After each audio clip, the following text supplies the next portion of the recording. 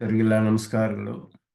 ಶ್ರೀನಿವಾಸೇತಿ ಶ್ರೇಷ್ಠದಯಾ ಪಾತ್ರಂ ಗುಣಾನ್ವಿತಃ ಕೌಶಿಕೋನಂತರಂಗಾರ್ಯಶ್ಚಿರಂ ವಿಜೇತಾಂ ಭುವಿ ನ್ಯಸ್ತಾತ್ಮೀಯಭರಂ ವರಪ್ರದಗುರೌ ವೈರಾಗ್ಯ ಭಾಗ್ಯೋ ರಥೋ ವೇದಾಂತಾಮೃತ ಸಾರವಂತಮನಘಾತೆ ಶ್ರೀ ಶ್ರೀನಿವಾಸಾದ್ಗುರೋಃ ಶ್ರೀಶೈಲಾನ್ವಯಕೌಸ್ತುಭಸ್ಥಿತನಯಂ ಶ್ರೇಯೋನಿಧೇ ಶ್ರೀನಿಧೇಃ ವಂದೇ ಸಾಧುಕಟಾಕ್ಷಕೇಳನಿಲಯಂ ಶ್ರೀಕೃಷ್ಣಸದ್ದೇಶಿಕಂ श्रीवासरङ्गपरकालमुनित्रयाप्तलक्ष्मात्मरक्षणेति त्वयुगागमान् तम् आचार्यभक्तिपरिपूतमनर्घशीलं गोपालदेशिकमुनिं गुरुमाश्रयामः। नारायणाख्येतिराजपदाब्जभृङ्गः श्रीवासयोगिगुरुणार्पितभारमीशे भक्त्यादिपूर्णवरदारिकृपात्तसिन्धं श्रीश्रीनिवासमुनिवर्यमहं प्रपद्ये। श्रीनारायणयोगीन्द्रवरदारिकृपाश्रयं रङ्गेशपादविनतं श्रीनिवासमुनिं भजे। नव्यरङ्गयतीन्द्राङ्घ्रिपङ्कजभ्रमरायितं नव्यमङ्गलभूषं श्रीवरदार्यगुरुं भजे। श्रीमान् वेङ्कटनाथार्यः कवितार्किककेसरी वेदान्ताचार्यवर्यो मे सन्निधत्तां सदा हृदि यो नित्यमच्युतपदां युग्मरुक्मव्यामोहतस्तरितराणि दिनाय मेने अस्मद्गुरोर्भगवतोऽस्य देकसिन्धो रामानुजस्य चरणौ शरणं प्रपद्ये।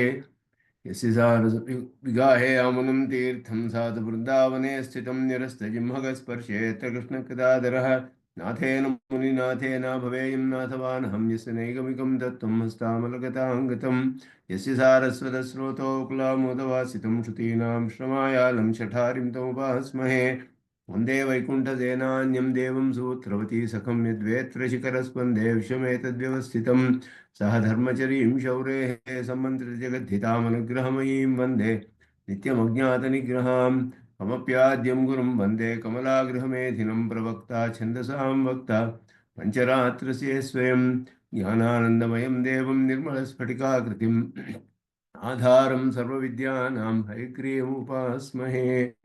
लक्ष्मीनेत्रोत्पलश्रीसरदपरिचयादेशसंवर्धमानः नाभीनाळीकरिङ्गण्मधुकरपटली दत्तहस्तावलम्बः अस्माकं सम्पदोघानविरलतुलसीदामसञ्जातभूमा काळिन्दी कान्तिहारी कलेतु वपुषः काळिमा कैटभारेः।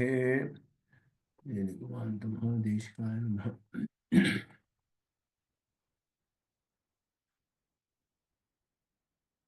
ಕಲಾಪದಲ್ಲಿ ಜೀವಸರದಲ್ಲಿ 32ನೆಯ ಶ್ಲೋಕದ ಅನುಸಂಧಾನ ಮಾಡಿದ್ವಿ.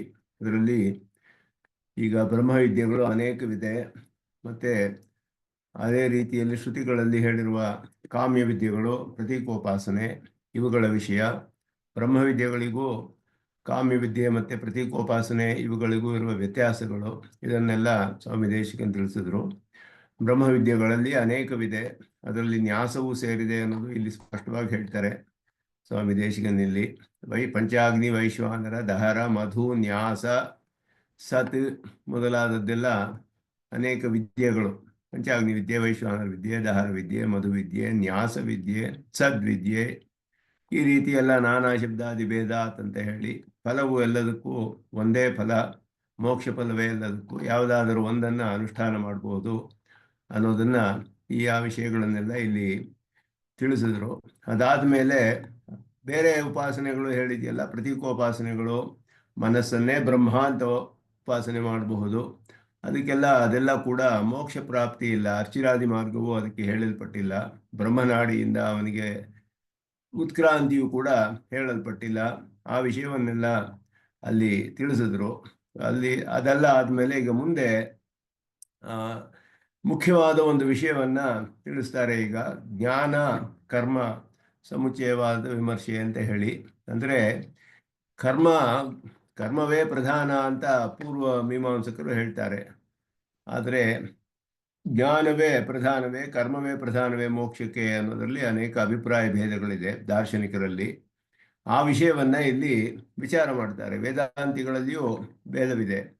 ಅದು ಕರ್ಮವು ಬೇಕೇ ಬೇಡವೇ, ಕರ್ಮ ಬೇಕು ಅಂತ ಹೇಳಿದ್ರೆ ಕರ್ಮವೇ ಪ್ರಧಾನವೇ, ಜ್ಞಾನವು ಕರ್ಮಕ್ಕೆ ಅಂಗವಾಗುತ್ತೆಯೇ, ಅಥವಾ ಕರ್ಮ ಜ್ಞಾನಕ್ಕೆ ಅಂಗವಾಗುತ್ತೆಯೇ, ಅಥವಾ ಎರಡೂ ಸಮವಾಗಿ ಎರಡೂ ಕೂಡ ಉಪಾಯವಾಗುತ್ತೆಯೇ, ಈ ರೀತಿ ಎಲ್ಲ ಅಭಿಪ್ರಾಯ ಭೇದಗಳಿದೆ. ಅದನ್ನು ಈಗ ಈ ಶ್ಲೋಕದಲ್ಲಿ ವಿಚಾರ ಮಾಡ್ತಾರೆ. ಮೊದಲು ಸ್ಪಷ್ಟವಾಗಿ ತಿಳಿಸ್ಬಿಟ್ರು, ಬ್ರಹ್ಮವಿದ್ಯೆಯಿಂದಲೇ ಮೋಕ್ಷ ಅಂತ ಹೇಳಿ, ಕಾಮ್ಯ ವಿದ್ಯೆಯಿಂದ ಇದರಿಂದ ಇಲ್ಲ. ಆ ಬ್ರಹ್ಮವಿದ್ಯಾನಿಷ್ಠನಿಗೆ ಕರ್ಮವೂ ಹೇಳಲ್ಪಟ್ಟಿದೆ. ನಿತ್ಯ ನೈಮಿತ್ತಿಕ ಕರ್ಮಗಳೆಲ್ಲ ಮಾಡಬೇಕು ಅಂತ ಹೇಳಿ, ನಿತ್ಯ ನೈಮಿತ್ತಿಕ ಕರ್ಮಗಳ ಸ್ಥಾನವೇನು ಅಲ್ಲಿ ಅನ್ನೋದು ಇಲ್ಲಿ ವಿಷಯ. ಅದು ಬ್ರಹ್ಮವಿದ್ಯೆಗೆ ಅಂಗವೇ ಅಥವಾ ಅದುವೇ ಪ್ರಧಾನವೇ, ಸಮಪ್ರಧಾನವೇ, ಈ ವಿಷಯಗಳನ್ನೆಲ್ಲ ಇಲ್ಲಿ ವಿಚಾರ ಮಾಡ್ತಾರೆ ಈ ಶ್ಲೋಕದಲ್ಲಿ. ಸ್ವಾಂತಧ್ವಾಂತ ಪ್ರಸೂತಂ ದುರಿತಮಪನುದನ್ ಯೋಗಿನಃ ಸತ್ವಶುದ್ಧ್ಯೈ ಸರ್ವೋ ವರ್ಣಾದಿಧರ್ಮ ಶಮ ದಮ ಮುಖವತ್ ಸನ್ನಿಪತ್ಯೋಪಕಾರಿ ವಿದ್ಯಾಂ ಚೇತ್ಯಾದಿ ವಾಕ್ಯೇಪಿ ಅನುಕಥಿತಮಿದಂ ನೈಕವಾಕ್ಯಾನುರೋಧಾತ್ ಕರ್ಮಾಪೇಕ್ಷಾಭಿಸಂಧಿಂ ಕ್ವಚನ ವಿವೃಣತೆ ತತ್ಸಮುಚಿತ್ಯವಾದಃ ಅಂತ ಹೇಳಿ, ಇಲ್ಲಿ ಕರ್ಮಜ್ಞಾನ ಸಮುಚ್ಚಯವಾದ ಅನ್ನೋದು ಪ್ರಧಾನ, ಮುಖ್ಯವಾಗಿ ಅದನ್ನು ವಿಮರ್ಶೆ ಮಾಡೋದಿಲ್ಲಿ. ಸಮುಚ್ಚಯ ಅಂದರೆ ಸಮಪ್ರಧಾನ, ಎರಡನ್ನು ಸೇರಿಸಿ ಎರಡೂ ಕೂಡ ಸಮಾನವಾಗಿ ಉಪಾಯ ಅಂತ ಹೇಳೋದು. ಎಲ್ಲರೂ ಸಾಮಾನ್ಯವಾಗಿ ಒಪ್ಕೊಂಡಿರೋದು ವೇದಾಂತಿಗಳಲ್ಲಿ ಜ್ಞಾನಾನ್ ಮೋಕ್ಷ ಅಂತ ಹೇಳೋದು, ಜ್ಞಾನದಿಂದಲೇ ಮೋಕ್ಷ ಅಂತ ಹೇಳಿರೋದು. ಜ್ಞಾನದಿಂದಲೇ ಮೋಕ್ಷ ಅಂತ ಹೇಳಿದ್ರೆ ನಮ್ಮ ಸಿದ್ಧಾಂತದಲ್ಲಿ ಉಪಾಸನಾತ್ಮಕವಾದ ಜ್ಞಾನ ಅಂತ ಹೇಳಿದ್ರು. ಆ ಜ್ಞಾನವಿಂದಲೇ ಮೋಕ್ಷ ಅನ್ನೋದು ನಾವು ಒಪ್ಕೊಳ್ತೀವಿ. ಆದರೆ ಬರೀ ವಾಕ್ಯಾರ್ಥ ಜ್ಞಾನವೇ, ಅದರಲ್ಲಿಯೂ ವ್ಯತ್ಯಾಸವಿದೆ. ಜ್ಞಾನ ಅಂದರೆ ಯಾವ ರೀತಿಯ ಜ್ಞಾನ? ಬರೀ ವಾಕ್ಯಾರ್ಥ ಜ್ಞಾನವೇ ಮೋಕ್ಷಕ್ಕೆ ಸಾಧನ ಅಂತ ಅದ್ವೈತದಲ್ಲಿ ಹೇಳಿದ್ರು. ಉಪಾಸನಾತ್ಮಕವಾದ ಜ್ಞಾನ ಅಂತ ಸಿದ್ಧಾಂತದಲ್ಲಿ. ಆದರೆ ಇವರಿಗೆ ಕರ್ಮ ಬೇಕೇ ಬೇಡವೇ ಅಂತ ವಿಷಯ ಇಲ್ಲಿ. ಕೆಲವು ಶ್ರುತಿಯ ವಾಕ್ಯಗಳು ಎರಡಕ್ಕೂ ಸಮಪ್ರಧಾನ ಹೇಳಿದ ಹಾಗೆ ಇದೆ.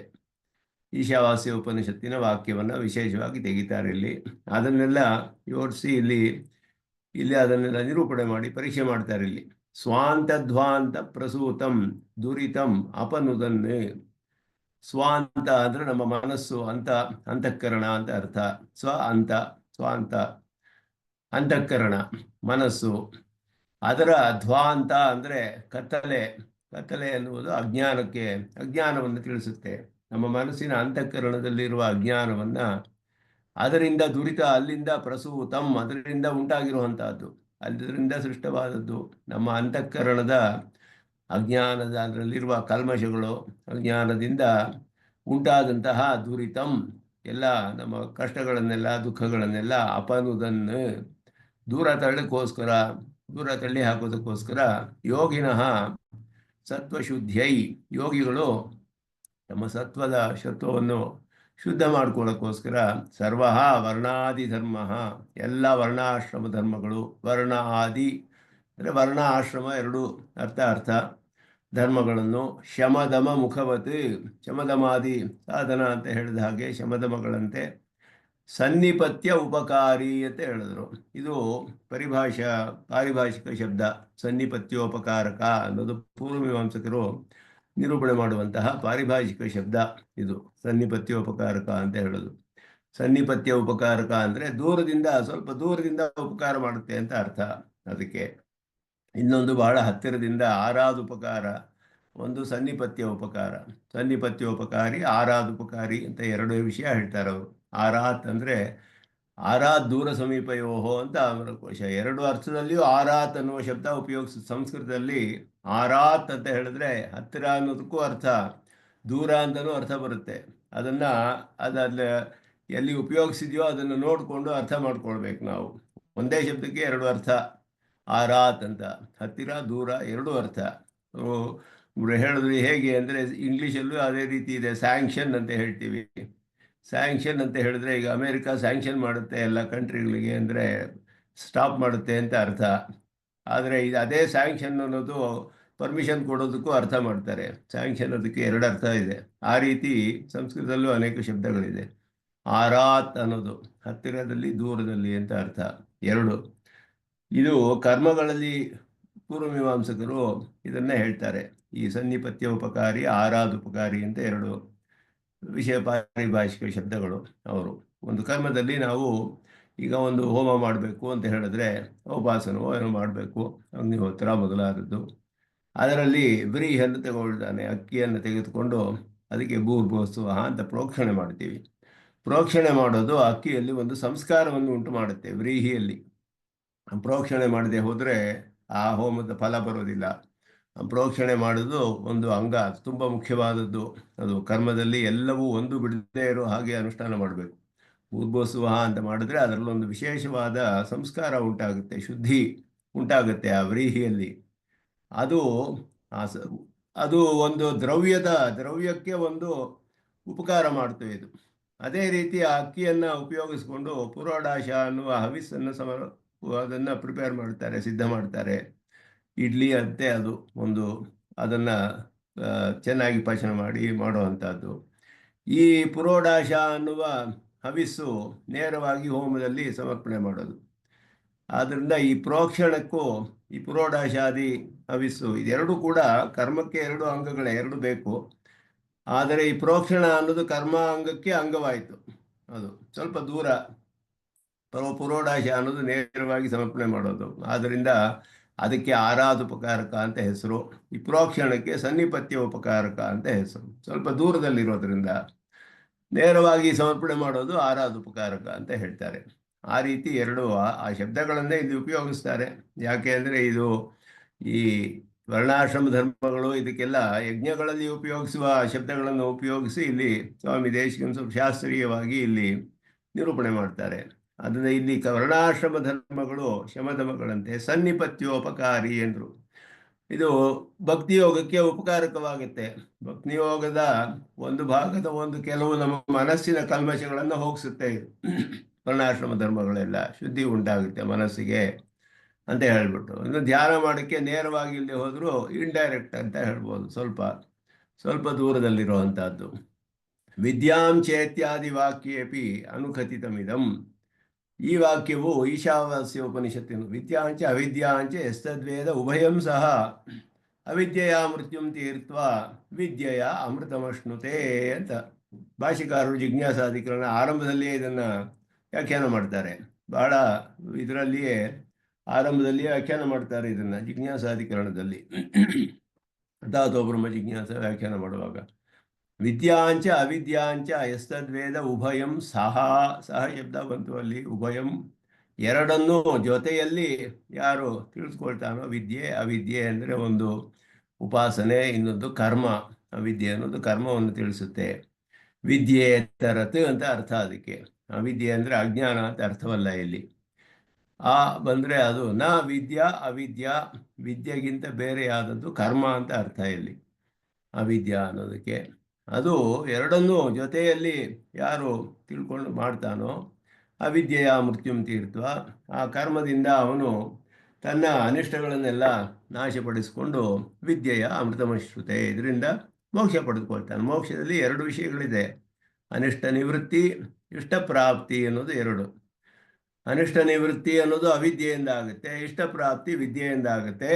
ಎರಡನ್ನೂ ಉಭಯಂ ಸಹ ವೇದ ಅಂತ ಶ್ರುತಿ ಹೇಳ್ತು, ಈಶಾವಾಸ್ಯ ಉಪನಿಷತ್ತು. ಎಸ್ತದ್ವೇದ ಉಭಯಂ ಸಹ, ಎರಡೂ ಮೋಕ್ಷಕ್ಕೆ ಕಾರಣವೇ ಅಂತ ಪ್ರಶ್ನೆ ಬರುತ್ತೆ ಇಲ್ಲಿ. ಅದಕ್ಕೆ ಹೇಳಿದ್ರು, ಅದಕ್ಕೆ ಏನು ಅರ್ಥ ಮಾಡಬೇಕು ಅಂದರೆ ಕರ್ಮಾಪೇಕ್ಷೆ ಅಭಿಸಂಧಿಂ ವಿವೃಣತೆ ಅಂತ ಹೇಳಿದ್ರು. ಕರ್ಮದ ಅಪೇಕ್ಷೆ ಇದೆ ಅನ್ನುವಂತಹ ಒಂದು ದೃಷ್ಟಿಯನ್ನು ತಿಳಿಸುತ್ತೆಯೇ ಹೊರತು ಸಮುಚಿತವಾದ ಎರಡು ಬೇಕು ಅನ್ನೋದು ಕರ್ಮಕ್ಕೂ ಜ್ಞಾನಕ್ಕೂ ಅಂಗಾಂಗಿ ಭಾವ ಅಂತ ನಾವು ಹೇಳ್ತೀವಿ ಹೊರತು ಸಮವಾದ ಸ್ಥಾನವಿಲ್ಲ ಕರ್ಮಕ್ಕೆ. ಉಪಾಸನೆಗೆ ಸಮವಾದ ಸ್ಥಾನ ಕರ್ಮಕ್ಕೆ ಇಲ್ಲ. ಕರ್ಮ ಏನಿದ್ರು ಉಪಾಸನೆಗೆ ಅಂಗ ಅಷ್ಟೇ, ಉಪಕಾರ ಮಾಡುತ್ತೆ ಹೊರತು ಅದು ಸಮವಾಗಿ ಉಪಾಯವಲ್ಲ ಅಂತ ಅದು ಸ್ಪಷ್ಟವಾಗಿ ತಿಳಿಸ್ತಾರೆ. ಅದು ಹೇಗೆ ತಿಳಿಯುತ್ತೆ ಅಂದರೆ ನೈಕವಾಕ್ಯ ಅನುರೋಧಾತ್.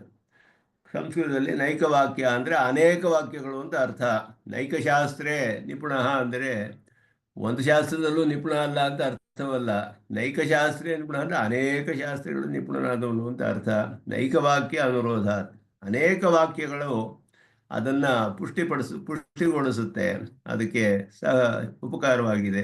ಅದರಂತೆಯೇ ಅದು ಬಲಪಡಿಸುತ್ತೆ ಅದನ್ನು, ಇದು ಹೇಳಿರೋದಂತೆ ಈ ವಿಷಯವನ್ನು ಅಂತ ಹೇಳಿದ್ರು. ಹಾಗೆ ಇರೋದ್ರಿಂದ ಇದು ಈ ಕರ್ಮ ಅನ್ನೋದು ಅಂಗವಾಯಿತು ಅನ್ನೋದನ್ನ ಇಲ್ಲಿ ತಿಳಿಸ್ತಿದ್ದಾರೆ.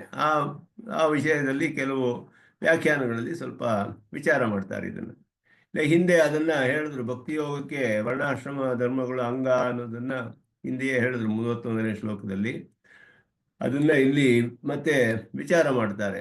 ಆ ಈಶಾವಾಸ್ಯ ಉಪನಿಷತ್ತಿನ ವಾಕ್ಯವನ್ನು ಇಟ್ಕೊಂಡು ಮುಖ್ಯವಾಗಿ ವಿಚಾರ ಮಾಡ್ತಾರೆ. ಸ್ವಾಂತ ಧ್ವಾಂತ ಪ್ರಸೂತಂ ದುರಿತಂ ಅಪನುದನ್ನೇ ವರ್ಣಾದಿ ಧರ್ಮ ಸರ್ವ ಯೋಗಿನಃ ಸತ್ವಶುದ್ಧೈ ಶಮದಮ ಮುಖವತ್ ಸನ್ನಿಪತ್ಯ ಉಪಕಾರಿ. ಯೋಗಿ ಅಂದ್ರೆ ಉಪಾಸಕ ಇಲ್ಲಿ ಹೇಳಿರೋದು. ಅಂತಃಕರಣದ ತಮಸ್ಸಿನಿಂದ ಹುಟ್ಟಿದ ಪಾಪ, ಅದರಿಂದ ಅದು ಹೋಗಲಾಡಿಸೋದ್ರಿಂದ ವರ್ಣಾಶ್ರಮ ಧರ್ಮಗಳು ಯೋಗಿನಃ ಅಂದರೆ ಭಕ್ತಿ ಯೋಗನಿಷ್ಠನಿಗೆ ಅಂತ ಅರ್ಥ. ಅಂತಃಕರಣ ಶುದ್ಧಿಯನ್ನು ಮಾಡೋದ್ರಿಂದ ಶಮದಮಾದಿ ಗುಣಗಳಂತೆ ಭಕ್ತಿಯೋಗಕ್ಕೆ ಪೋಷಣೆ ಮಾಡುತ್ತೆ. ಅದು ಸನ್ನಿಪತ್ಯೋಪಕಾರಿ ಅಂತ ಅರ್ಥ. ಸನ್ನಿಪತ್ಯ ಉಪಕಾರಕ, ಪೋಷಣೆ ಮಾಡುತ್ತೆ ಭಕ್ತಿಯೋಗವನ್ನು.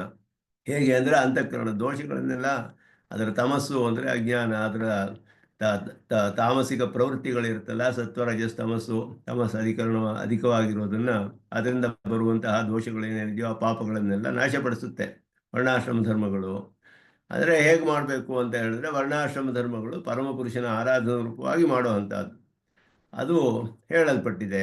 ವಿದ್ಯಾಂಚ ಇತ್ಯಾದಿ ವಾಕ್ಯೇಪಿ ನೈಕವಾಕ್ಯ ಅನುರೋಧಾತಿ ಇದಂ ಅನುಕಥಿತಂ. ಇದೇ ವಿಷಯವು ಈ ವಾಕ್ಯದಲ್ಲೂ ಅದೇ ಹೇಳಲ್ಪಟ್ಟಿದೆ.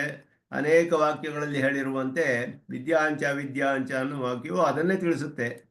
ವಿದ್ಯಾಂಚ ಅವಿದ್ಯಾಂಚ ಎಸ್ತದ್ವೇದ ಉಭಯಂ ಸಹ ಎಂಬ ವಾಕ್ಯವು ಸಹ ಉಳಿದ ಅನೇಕ ವಾಕ್ಯಗಳಿಂದ ಸಿದ್ಧವಾದ ಈ ಅರ್ಥವನ್ನೇ ಮತ್ತೆ ಹೇಳ್ತಾ ಇದೆ ಹೊರತು ಸಮಾನ ಸಮುಚ್ಚಯವಾದ ಸಮಸಮುಚ್ಚಯವಾದ ಅಂತ ಹೆಸರು, ಅದನ್ನು ಹೇಳ್ತಾ ಇಲ್ಲ.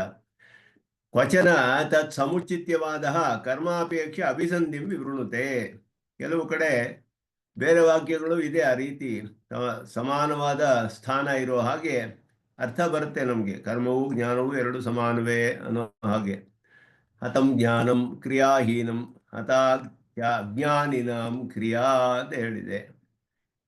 ಅದೇ ಅನುಷ್ಠಾನವಿಲ್ಲದೆ ಹೋದರೆ ಜ್ಞಾನ ವ್ಯರ್ಥ, ಜ್ಞಾನವಿಲ್ಲದೆ ಅನುಷ್ಠಾನ ವ್ಯರ್ಥ ಅಂತ ಹೇಳೋ ಹಾಗೆ ಇವನಿಗೆ ಕ್ರಿಯಾಹೀನವಾದ ಜ್ಞಾನವೂ ಪ್ರಯೋಜನವಿಲ್ಲ, ಜ್ಞಾನಹೀನವಾದ ಕ್ರಿಯೆಯೂ ಪ್ರಯೋಜನವಿಲ್ಲ.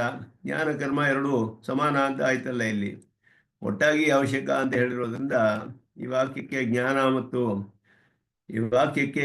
ಜ್ಞಾನ ಮಾತ್ರ ಸಾಲದು, ಜ್ಞಾನಕ್ಕೆ ಕರ್ಮ ಅಂಗವಾದ ಕಾರಣ ಅತ್ಯವಶ್ಯಕ ಅನ್ನೋದೇ ಇದು ಮಾತ್ರ ಅನ್ನೋದು ಎಂಬ ಅಭಿಪ್ರಾಯವೇ ಹೊರತು ಎರಡು ಸಮಾನವಾಗಿ ಮೋಕ್ಷಕ್ಕೆ ಕಾರಣ ಅನ್ನೋ ಅರ್ಥವಲ್ಲ. ಇದು ಬೇರೆ ವಾಕ್ಯಗಳಿಗೆ ಅನುಗುಣವಾಗಿ ಇದನ್ನು ಅರ್ಥ ಮಾಡ್ಕೊಳ್ಬೇಕು ನಾವು ಅಂತ ಹೇಳಿದ್ರು. ಅದರಿಂದ ಇದು ಕರ್ಮ ಅನ್ನೋದು ಜ್ಞಾನಕ್ಕೆ ಅಂಗವಾಗಿ ಉಪಕಾರಕ ಅನ್ನೋ ವಿಷಯವನ್ನು ತಿಳಿಸುತ್ತೆ ಅಷ್ಟೇ. ಅದನ್ನ ಹೇಳ್ತಾ ಇದ್ದಾರೆ ಇಲ್ಲಿ. ಅದು ಬ್ರಹ್ಮಸೂತ್ರದಲ್ಲಿ ಸ್ಪಷ್ಟವಾಗಿ ವಿಹಿತತ್ವಾಚ ಆಶ್ರಮ ಕರ್ಮಾಪಿ ಸಹಕಾರಿತ್ವೇನ ಚ ಅಂತ ಹೇಳಿದ್ರು. ಸಹಕಾರ ಮಾಡುತ್ತೆ, ಸಹಕಾರಿತ್ವೇನ ಚ ಅಂತ ಹೇಳಿ ಅದನ್ನು ಇಲ್ಲಿ ತಿಳಿಸ್ತಾರೆ, ಸ್ಪಷ್ಟಪಡಿಸ್ತಾರೆ.